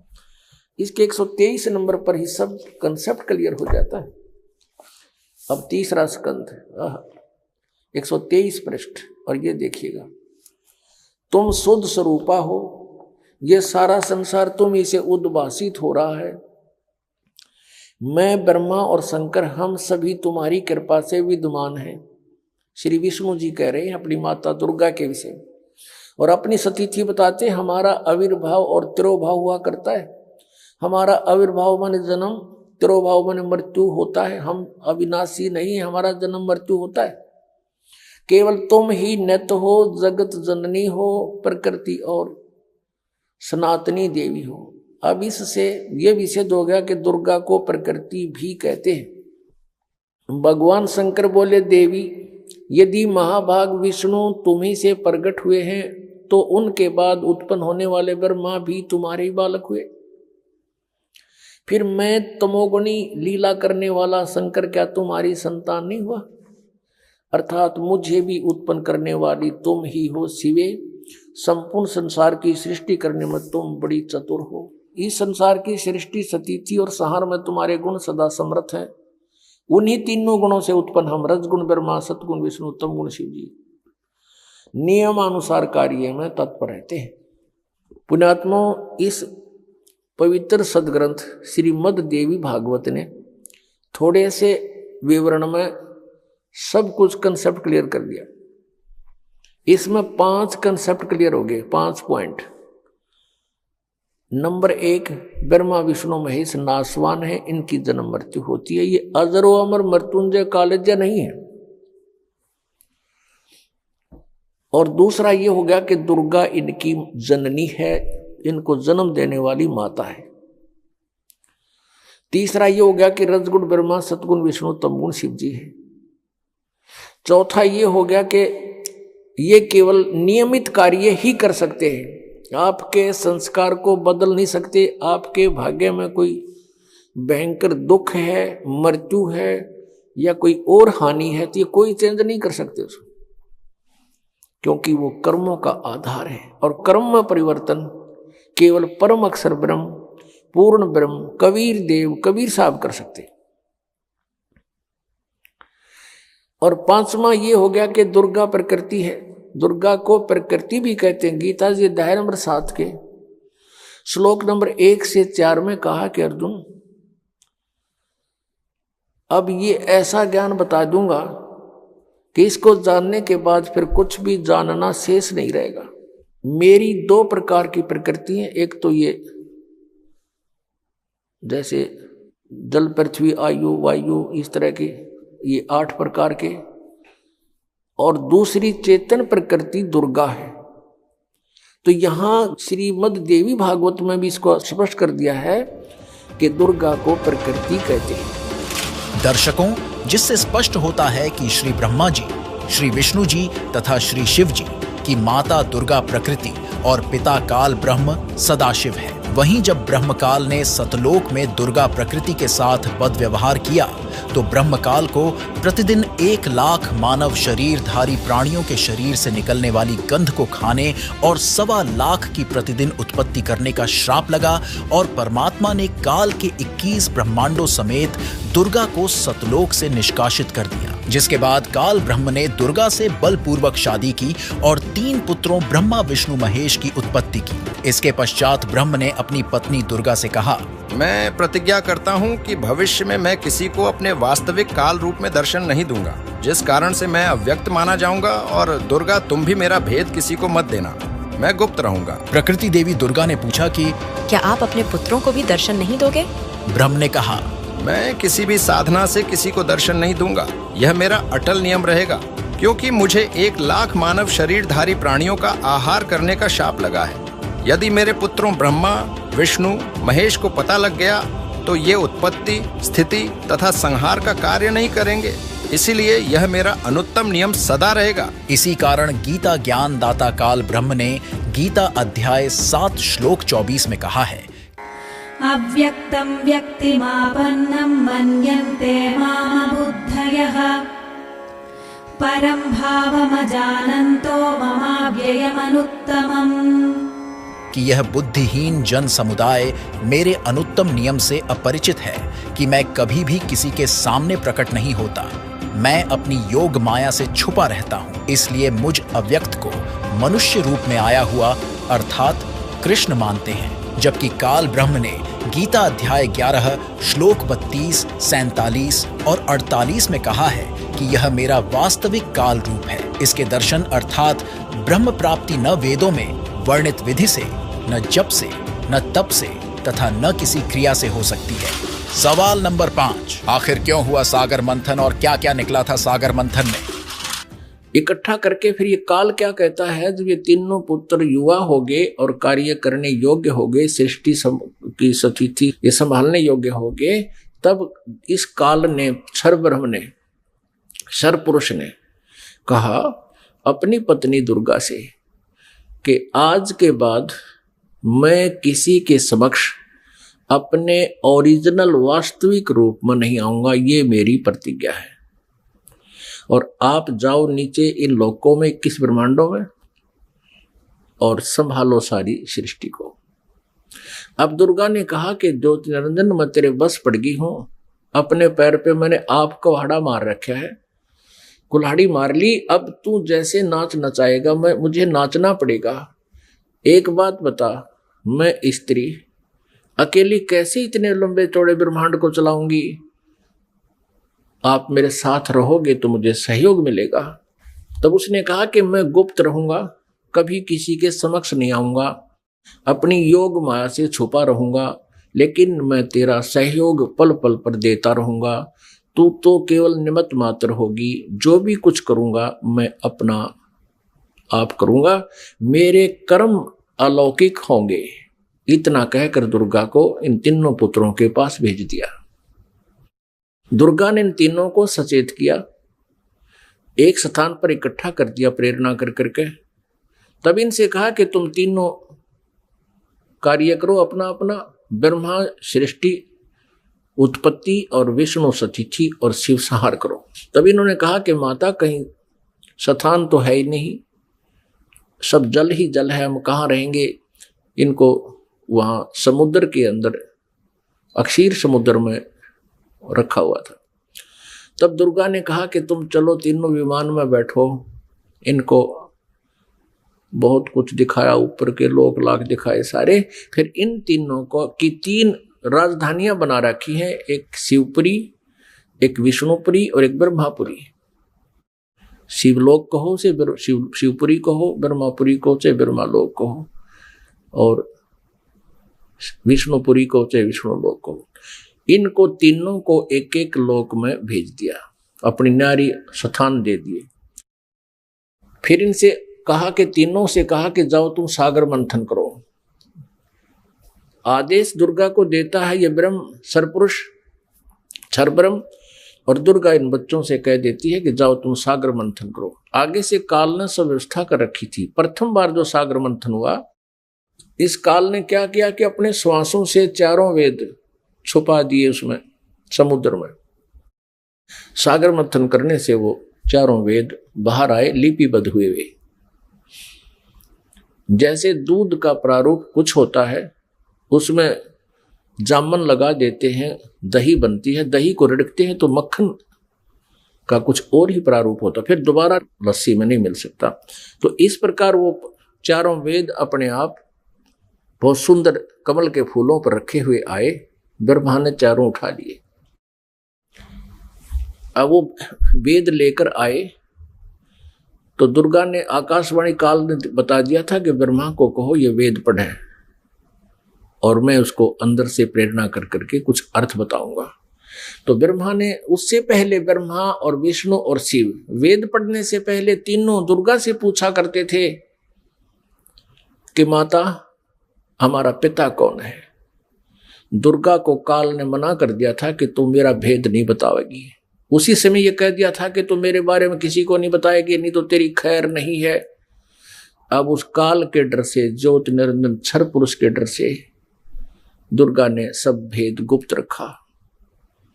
अपने पुत्रों को बताया, बेटा तुम्हारा कोई पिता नहीं, मैं ही तुम्हारी माता हूं, मैं ही तुम्हारा पिता हूं, मैं ही सारी सृष्टि की रचनहार हूं। तो बच्चों ने मान लिया जैसे मां बताती है। जब ब्रह्मा जी ने वेदों को पढ़ा, उसमें देखा कि सृष्टि रचनहार तो कोई और है, वो परम अक्षर ब्रह्म है। ब्रह्मा ने पूछा, माता ये वेद कैसे मिले हमारे को? दुर्गा ने कहा, ये भगवान ने दिए हैं भाई, ये गॉड गिवन है। अच्छा, तो फिर ब्रह्मा ने कहा, माता वेदों में लिखा है कि परमात्मा साकार है, मनुष्य सदृश है, सह शरीर है, और आप कह रही हो कि तुम्हारा कोई पिता नहीं। वेदों में लिखा कि उसी ने सब कुछ, सबकी रचना की है, सबका रचनहार है, कुल का मालिक है। तो अब वेद झूठे नहीं हो सकते क्योंकि गॉड गिवन बता रही आप। अब दुर्गा फंस गई। अपना आत्मा कितनी झूठ बोल ले, सच्चाई ऊपर आए बिना रहा नहीं करती। कहते हैं चोर चुरावे तुमड़ी गाड्डे पानी में, वह गाड्डे वह ऊपर आवे, में सच्चाई छनी नहीं। फिर दुर्गा ने कहा, बेटा बात सुनो, वो निराकार है, वो किसी को दिखाई नहीं देगा, और क्यों व्यर्थ प्रयत्न करते हो, वो निराकार है। अब ब्रह्मा ने कहा माता अब आपकी बातों पर मुझे अविश्वास हो गया। पहले तो मैं आपकी प्रत्येक बात को सिरोधार्य करता था, सत्य मानता था, लेकिन आज आपकी बात में फर्क पड़ गया।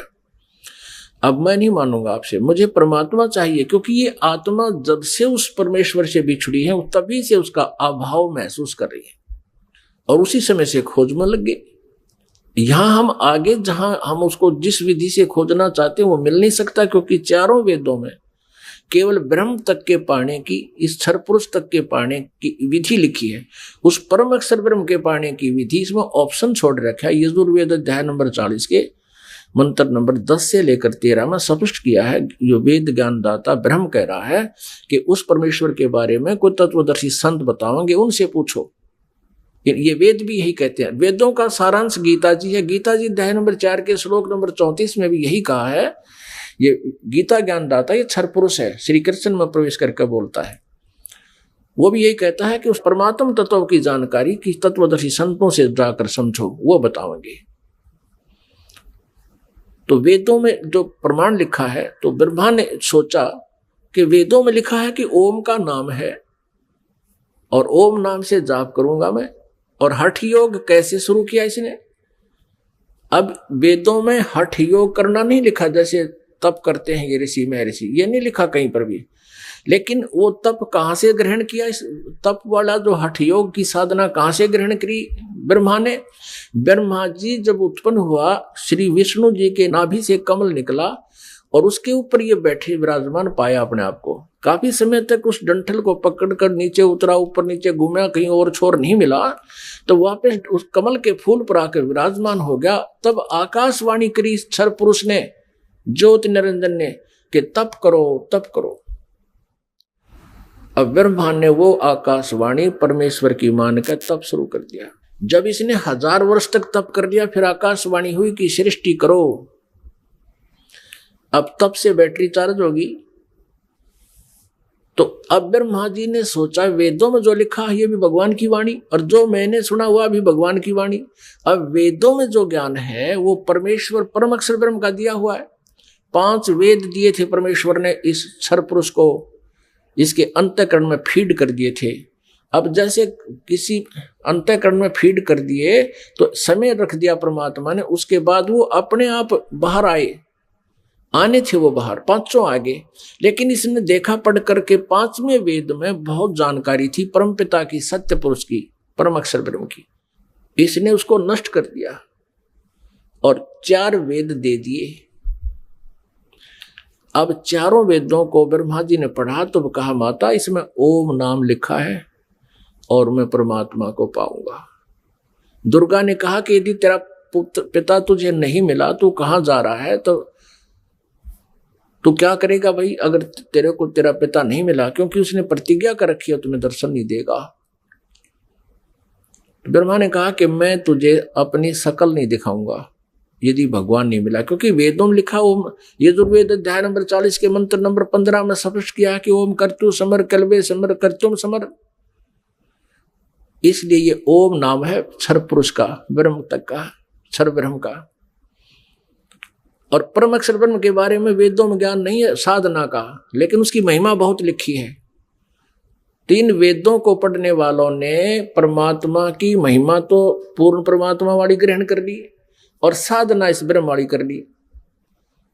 जानकारी परम अक्षर ब्रह्म की अधिक है, जिसको परम अक्षर ब्रह्म कहते हैं, सत्य पुरुष भी कहते हैं। लेकिन उसके पाने का मेथड नहीं है, वे ऑफ वर्शिप नहीं है। वे ऑफ वर्शिप यानी पूजा की विधि केवल ब्रह्म तक की है, वो ओम नाम है। गीता जी अध्याय नंबर 17 के श्लोक नंबर 23 में 3 मंत्र के जाप का प्रावधान है। ओम तत्सत इति निर्देश है ब्रह्मण त्रिविध समर्थ है। और गीता जी अध्याय नंबर 15 के श्लोक नंबर 1 से 4 में और 16 और 17 में विस्तार से विवरण दिया गया है कि इस संसार रूपी वृक्ष के तना कौन है, जड़ कौन है और शाखा कौन है, डार कौन है, पत्ते क्या हैं। इनको जो जानता है वो तत्वदर्शी संत है। और उसमें 16 और 17 श्लोक में 15वें अध्याय के गीता जी में सर्वपुरुष, अक्षर पुरुष और परम अक्षर ब्रह्म यानी उस उत्तम पुरुष है तू अन्य, इन सर पुरुष और अक्षर पुरुष से कोई अन्य है, वो परम अक्षर ब्रह्म है। गीता जी अध्याय नंबर 8 के श्लोक नंबर 1 में अर्जुन ने पूछा कि आप जी ने जो अध्याय नंबर 7 के मंत्र 29 में जिस तत्ब्रह्म के बारे में कहा प्रभु वो किम तत्ब्रह्म, उसका उत्तर गीता ज्ञानदाता ने 8वें अध्याय के 3रे श्लोक में दिया है कि वो परम अक्षर ब्रह्म है और वही सबका सृष्टि रचनहार है, तीनों लोकों में प्रवेश करके सबका धारण पोषण करता है। 15वें अध्याय के 17वें श्लोक में स्पष्ट किया है।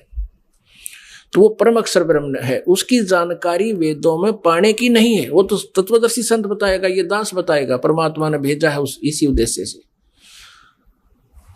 वो ना होने से ब्रह्मा जी ने ओम नाम का जाप किया, 4 युग तक समाधि लगा के हठ योग भी किया। तब दुर्गा ने अपने वचन से एक लड़की उत्पन्न की और उससे कहा कि बेटी आप जाओ और ब्रह्मा को जो समाधिस्थ है उसको उठाओ और कहो कि आपको माता याद कर रही है, तेरे बिना सृष्टि नहीं रची जा रही। अब 4 युग जब बीत गए, आकाशवाणी की दुर्गा को सरपुरुष ने कि दुर्गा सृष्टि रचो। दुर्गा ने कहा, प्रकृति देवी ने कहा कि आपका ज्येष्ठ पुत्र आपकी खोज में गया है, मेरे मना करते करते भी गया है। तब आकाशवाणी से कहा उस काल ने, सरपुरुष ने, कि उसको बुलाओ, मैं कभी दर्शन नहीं दूंगा। तब वो लड़की वहां भेजी। लड़की ने जाकर के देखा कि आवाज लगाई, ब्रह्मा उठा नहीं। तब दुर्गा से अपना आकाश यानी अंदर से अंतःकरण से फोन किया, टेलीफोन किया कि माता ये उठ नहीं रहा, अब क्या करूं, बहुत आवाज लगा ली। दुर्गा ने कहा कि तू इसके चरण स्पर्श कर। चरण स्पर्श करते ही ब्रह्मा की आंखें यानी समाधि टूट गई। सामने देखा युवा लड़की को। ब्रह्मा जी ने कहा कि तू कौन कुलटा आ गई है, तुझे मैं श्राप दूंगा, तू मेरा तप भंग करने को आई है। तब लड़की ने कहा मेरे को माता ने भेजा है और आपके बिना सृष्टि रची नहीं जा रही है, बहुत चिंता है माता को, आप चलो। तब ब्रह्मा ने कहा कि कैसे चलूं, पिता के दर्शन हुए नहीं। मां से मैं प्रतिज्ञा करके आया था कि यदि प्रभु मुझे प्राप्त नहीं हुए तो मैं तुझे शकल नहीं दिखाऊंगा, दर्शन नहीं दूंगा, लौट कर नहीं आऊंगा। अब कैसे चलो, मुझे परमात्मा मिला नहीं। फिर ब्रह्मा ने कहा कि तू एक काम कर, मेरी झूठी गवाही दे दे तो मैं तेरे साथ चल पड़ूं। अब उस लड़की ने सोचा कि मां का कार्य नहीं हुआ तो अक्षुब्ध होगी, और यदि मैं झूठ बोलूंगी तो ये कह दे कि इसने अपनी मर्जी से बोला है, तो फिर मैं मारी जाऊंगी, मेरे ऊपर ज्यादा भार आएगा। तब उसने शर्त रखी कि तू मेरे साथ विलास कर, तब मैं तेरी झूठी गवाही दूंगी, तू मेरे साथ ऐसा कर।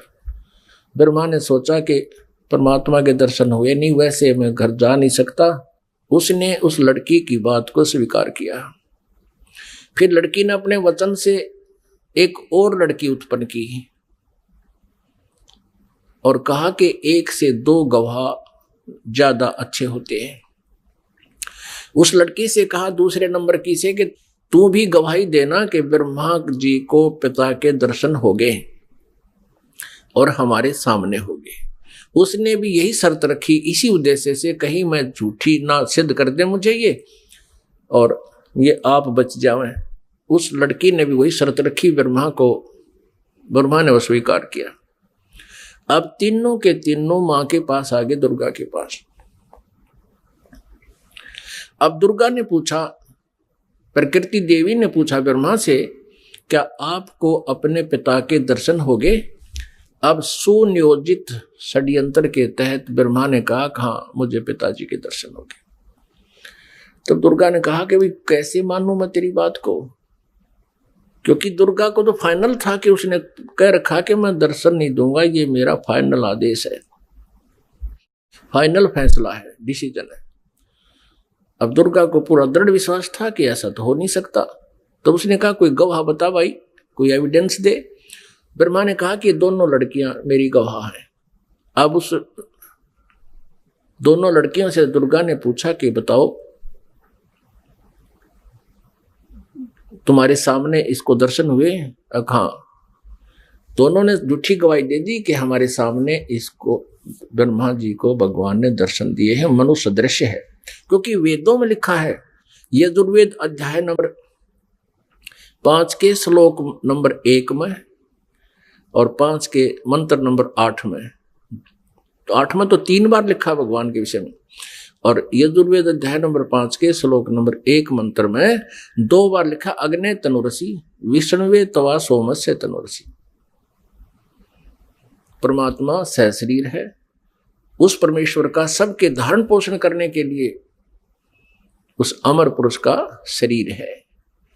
और ऋग्वेद मंडल नंबर 1 सूक्त नंबर 31 मंत्र नंबर 18 में स्पष्ट किया है कि वो नरवत अग्नि, मनुष्यवत, मनुष्य के समान है वो परमात्मा। तो ब्रह्मा को वेदों से तो पता था कि भगवान मनुष्य जैसा है, उधर से उनको समझा दिया, तुम न्यू बता दियो भगवान मनुष्य जैसा है। अब दुर्गा को सभी ने जब गवाही दे दी तो दुर्गा समंजस में पड़ गई कि मेरे को तो कह रहा था मैं दर्शन दूंगा ही नहीं, और इन बच्चों को दर्शन दे दिए। अब दुर्गा अपने मन में दुखी होकर दूर जा बैठी और कहने लगी कि आप तो बहुत झूठे हो। आकाशवाणी अपने इंटरनेट कनेक्शन कर लिया। ऐसे ही कर लेते हैं बातें, जब जिनकी भक्ति से जो सिद्धियां प्राप्त हो जाती हैं, दूसरे से दूर देश में बैठकर भी बातें की जा सकती हैं। अब दुर्गा ने कहा कि आप झूठे हो, आप झूठ भी बोलते हो, संभालो अपने काम को, आप ही करो। मुझे कुछ कहते हो, बच्चों को कुछ कहा है।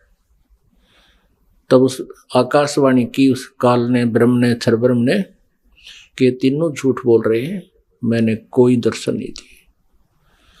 तब वो आई करड़ी होकर दुर्गा, जैसे जांच अधिकारी को जो पता लग जाता है कि सच्चाई क्या है, पहले तो विनम्रता से पूछता है वो थानेदार, और फिर सोटा ठाकर खड़ा हो जाता है, सच्ची बता दो, झूठ बोलते हो तुमने, उससे पता किया, मैंने उससे पता किया, वो ऐसे ऐसे कर। तब वो कहने लगा कि मुझे आकाशवाणी हुई है परमात्मा की कि तुमने को कोई दर्शन नहीं हुए हैं। तब ब्रह्मा हंसने लग गया कि माता, मैं प्रतिज्ञा करके गया था कि पिताजी के दर्शन नहीं हुए तो मैं आपको दर्शन नहीं दूंगा। पिता के दर्शन हुए नहीं थे, हम तीनों ने मिलकर झूठ बोल दिया वापस आने के लिए। तब दुर्गा ने हम तीनों को श्राप दे दिया। ब्रह्मा को श्राप दिया कि तेरी जग में पूजा नहीं होगी, और तेरे जितने भी अनुयायी वंशज होंगे, तेरे जैसे लपाड़ लफंडर झूठे होंगे, सच्चाई का पता नहीं होगा, पर विद्वान कब आएंगे। तो ब्रह्मा जी के अनुयायी कौन है? ऋषि महर्षि, और उनको वेदों का बिल्कुल ज्ञान नहीं था, और मैं ऋषि की पदवी पा गए। अभी दिखाएंगे, घबराना ना, कोई पहली बार सुन रहा हो, पूरी डिटेल दिखाएंगे कि सतयुग के ब्राह्मण और गुरु ऋषियों को वेदों का ज्ञान कैसा था। उनको वेदों का ज्ञान ही नहीं था। अब ब्रह्मा जी को बड़ी चिंता हुई कि मेरे को श्राप दे दिया, मेरी पूजा नहीं होगी। ब्रह्मा मूर्छित हो गया, इस आघात ऐसी लगी उसको वचन की। फिर दुर्गा ने विष्णु जी से पूछा कि पुत्र तू भी अपने पिता की खोज कर ले, कहीं फिर बाद में सृष्टि के दौरान तुम समाधि लाकर बैठ जा और सृष्टि कर्म में बाधा पड़े। विष्णु जी चल पड़े पिता की खोज के लिए, शेष नाग के लोक में पहुंच गए। अपनात्माओं, प्रत्येक प्राणी ने अपनी जो डायरेक्शन कायम कर रखी है, सीमा कायम कर रखी है। जोटे ने भैंसे ना अपनी कर रखी है, जब दूसरा भैंसा आ जाता लड़ मरा उसके साथ। कुत्ते ने अपनी सीमा बांट रखी है। ऐसे ही जो ही शेष नाग के लोक में विष्णु जी ने प्रवेश किया, तो शेष नाग ने सोचा कि तेरे लोक में, तेरी जुरिडिक्शन में ये कैसे आ रहा है निर्भय होकर के, इसको किसी का खौफ नहीं, मैं यहाँ का सम्राट हूं। अब जो ही विष्णु जी निकट आए तो उसने 1000 फन ऐसे फैला लिए शेष नाग ने, और 1000 फनों से विष का फुहारा छोड़ दिया। जैसे धुंध हो जाती है, ऐसे विष्णु जी के चारों तरफ उस विष के फुहारे का की धुंध होगी और श्री विष्णु जी के शरीर पर, पूरे शरीर पर ऐसा पेंट हो गया काला, उस विष से काला शरीर हो गया। अब विष्णु जी ने देखा कि इस नाग ने ये क्या कर दिया, मैंने इसको कुछ कहा नहीं, आगंतुक के साथ ये ऐसा दुर्व्यवहार करता है, मैंने इसको कुछ कहा नहीं, कोई इसको हानि पहुंचाई नहीं, मैं तो अपना कोई किसी खोज में आया था और इसका इतना दिमाग खराब है। अब विष्णु जी ने सोचा कि इसको खत्म कर देता हूं, इस नाग कीड़े को।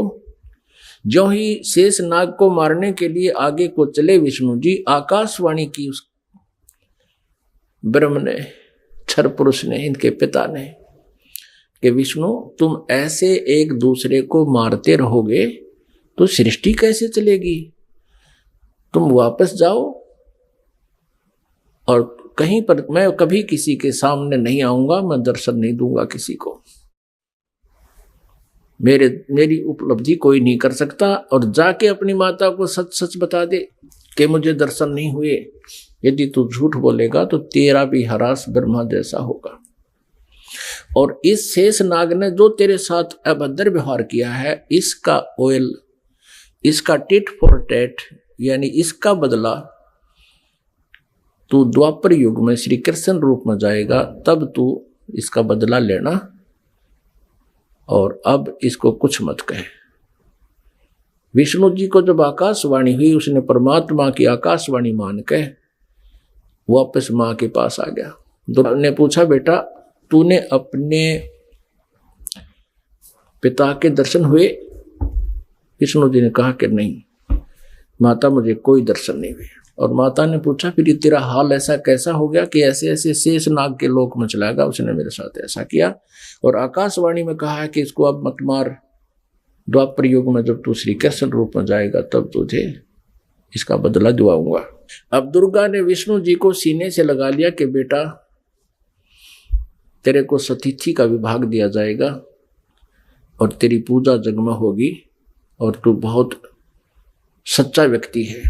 अब तीसरे शिव जी के पास दुर्गा गई, अपने पुत्र के पास, और कहा, बेटा तेरे दो भाइयों को तो पिता के दर्शन हुए नहीं, उन्होंने खूब ट्राई कर ली, अब आप भी खोज कर लो अपने पिता की, कहीं फिर बाद में सृष्टि कर्म शुरू हो जाए, उसके बाद तुम जाओ कितना संन्यास धारण करो, अभी जाके खोज कर ले। भगवान शिवजी ने, शंकर ने समझदारी की, कहा माता जब मेरे दो बड़े भाइयों को पिता के दर्शन नहीं हुए, ब्रह्मा जी ने तो 4 युग समाधि भी लगाई और विष्णु जी ने वैसे घूम घाम कर ढूंढना चाहा, तो मैं तो ट्राई ये नहीं करता माता, पर मुझे एक वरदान दे दो।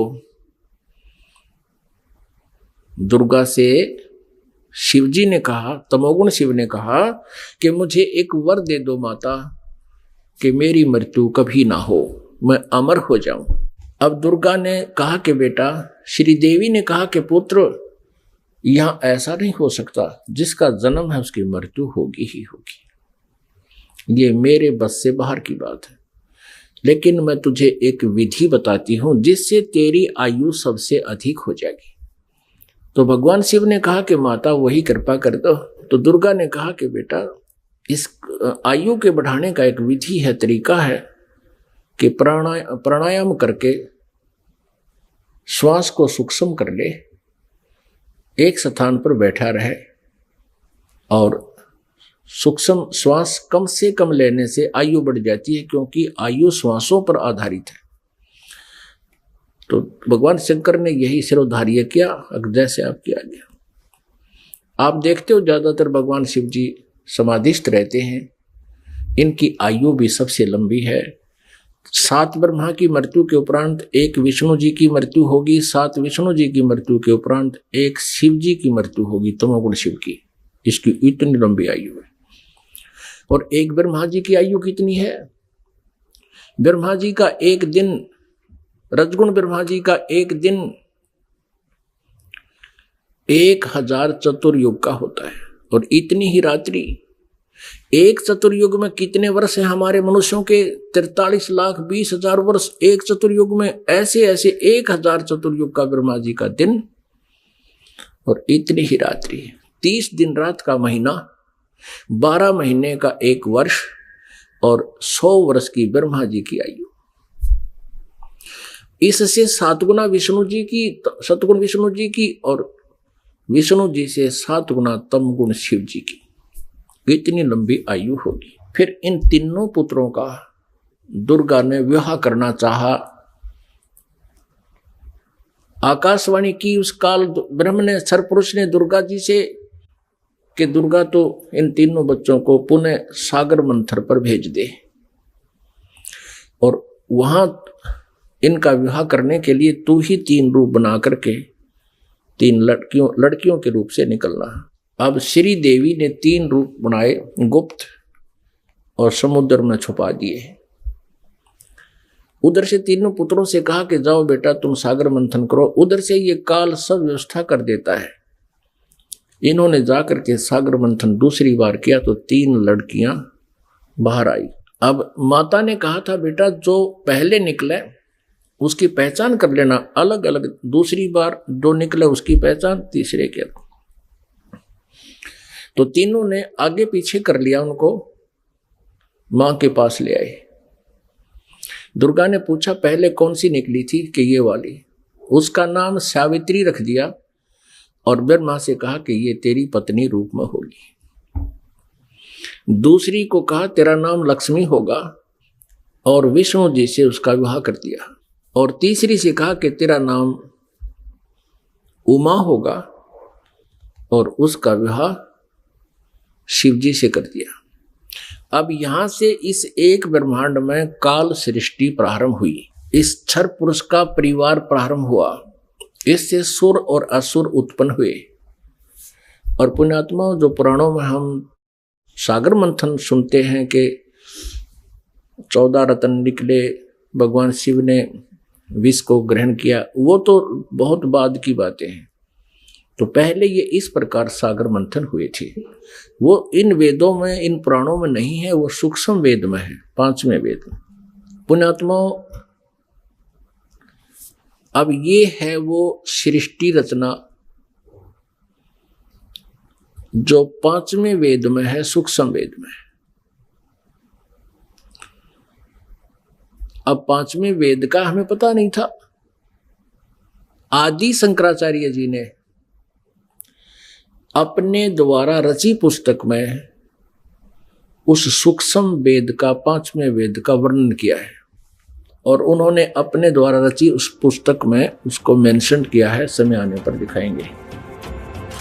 दर्शकों, यह पूरा वीडियो देखने के बाद आपको सृष्टि रचना की वास्तविक जानकारी का पता लग ही गया होगा, जो कि वर्तमान समय में केवल जगत गुरु तत्वदर्शी संत रामपाल जी महाराज द्वारा ही प्रमाण सहित बताई जाती है। अतः आप सभी से निवेदन है कि तत्वदर्शी संत रामपाल जी महाराज के सत्य आध्यात्मिक ज्ञान को जानने के लिए प्रतिदिन संत रामपाल जी महाराज YouTube चैनल पर सत्संग देखिए और पूर्ण परमात्मा परम अक्षर ब्रह्म कबीरदेव यानी कबीर साहिब की सतभक्ति कर अपना आत्म कल्याण करवाएं।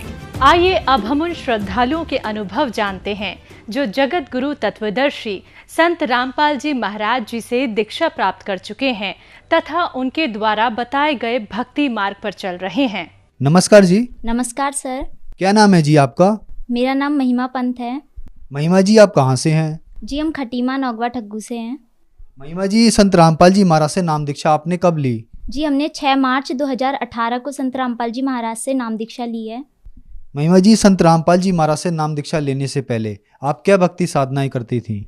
जी संत रामपाल जी महाराज से नाम दीक्षा लेने से पहले हम यही चलती आ रही साधना करते थे, जैसे शिव की पूजा करते थे, उनको अपना भाई बनाया हुआ था, उनको राखी बांधते थे हम शिव जी को, और उनके पूरे जितनी भी फैमिली उनको हमने खुद की फैमिली बनाई हुई थी। तो फिर आप संत रामपाल जी महाराज की शरण में कैसे आई?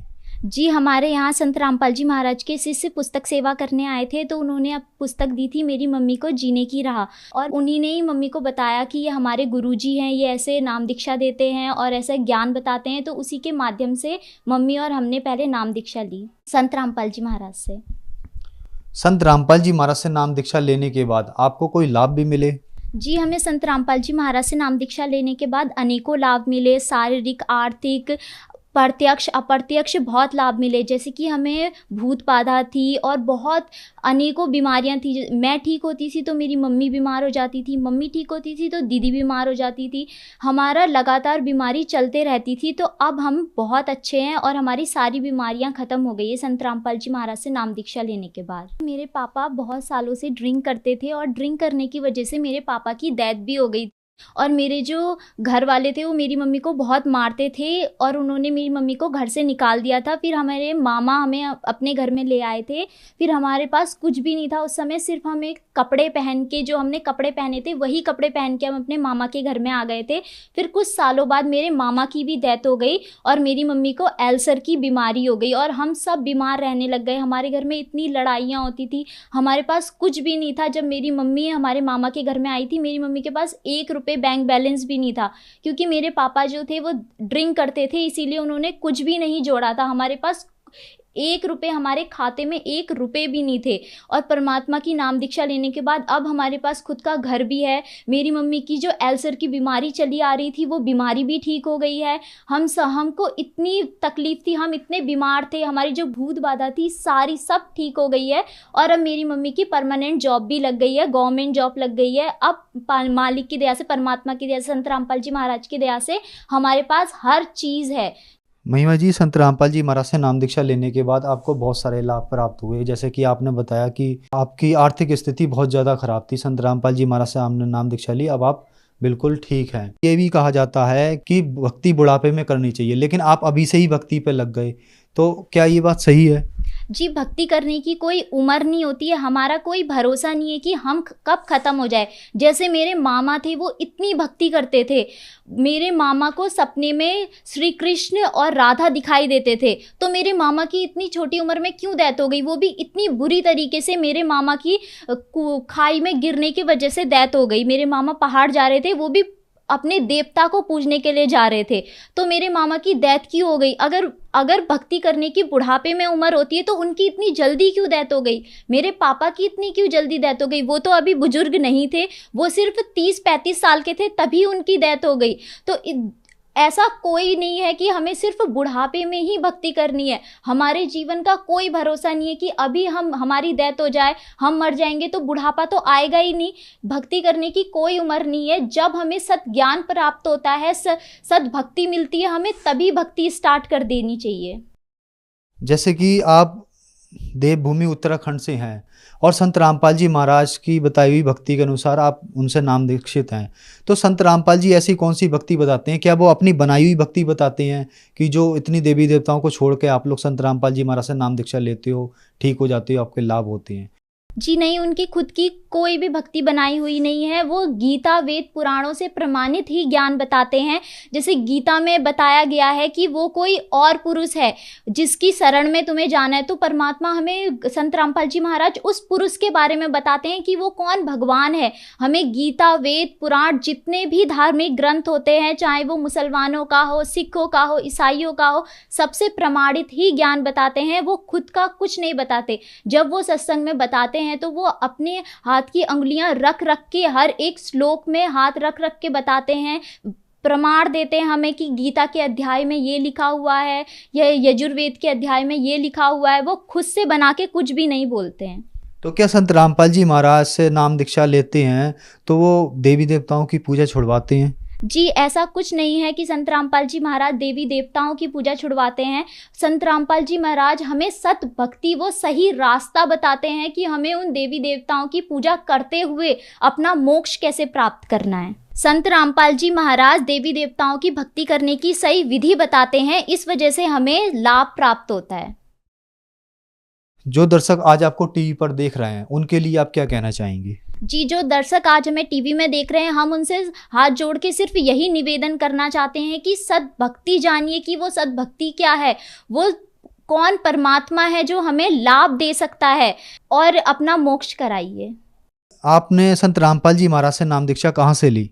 जी, हमने संत रामपाल जी महाराज से नाम दीक्षा अपने ही लोकल के नामदान केंद्र से ली है। क्या आपको दीक्षा संत रामपाल जी महाराज ने दी या किसी और ने दी? टीवी के माध्यम से हमें संत रामपाल जी महाराज ने ही दीक्षा दी है। आप एक एजुकेटेड हैं, तो एक संत इतनी दूर बैठा है और आप लोग उस संत से उस टीवी के माध्यम से नाम दीक्षा लेते हो, तो आपको लाभ कैसे हो जाते हैं? आज के युग में इस चीज पर कैसे विश्वास किया जा सकता है? जी, हमें इस वजह से लाभ होते हैं क्योंकि हम सच्चे मार्ग से सद्भक्ति करते हैं। अगर वो संत हमसे दूर भी बैठा है, हम ये भी तो कह सकते हैं कि शिव भगवान, विष्णु भगवान हमसे इतने दूर बैठे हैं तो हम उनकी भक्ति क्यों करें? वो भी तो हमसे इतने दूर बैठे हैं। ऐसे दूर बैठने का कुछ नहीं है, वो परमात्मा घट घट में विराजमान है, वो हमारे हर जगह विराजमान है। उसके दूर या पास होने से कोई मतलब नहीं होता है, बट ये हमें जानना है कि वो कौन सा सही रास्ता है, सही मार्ग है जिससे हम सद्भक्ति करें और जिससे हमें लाभ प्राप्त हो। जैसे आधुनिक युग में मैं आपको एक बात बताती हूँ, जैसे हमारे पास फ़ोन है, उसका टावर हमसे इतने दूर है तो हमारे तक वो रेंज पहुँचा रहा है, वैसे ही एक पूर्ण संत होता है जो दूर बैठे हुए भी अपने भक्तों को लाभ दे सकता है। आपके गुरुजी संत रामपाल जी महाराज से नाम दीक्षा कैसे ली जा सकती है, अगर कोई लेना चाहे तो? विभिन्न टीवी चैनलों पे सत्संग चलते हैं, उसमें पट्टी आती है, उसमें नंबर दिए होते हैं। आप उनमें कॉल करके अपने नज़दीकी नामदान केंद्र का पता जान सकते हैं और संत रामपाल जी महाराज से नाम दीक्षा ले सकते हैं। और संत रामपाल जी महाराज के यूट्यूब पर भी चैनल है संत रामपाल जी महाराज नाम से, उसमें भी अनेकों सत्संग हैं। उनके नीचे भी पट्टी चलती है, उनमें भी नंबर दिए होते हैं। आप उनमें कॉल करके भी अपने नज़दीकी नामदान केंद्र का पता जान सकते हैं और नाम दीक्षा ले सकते हैं। और संत रामपाल जी महाराज के फेसबुक, इंस्टाग्राम, ट्विटर में भी चैनल हैं। ट्विटर में संत रामपाल जी महाराज का हैशटैग हमेशा ट्रेंड करता रहता है, तो उससे भी देख के आप ज्ञान प्राप्त कर सकते हैं। धन्यवाद जी। सत साहिब।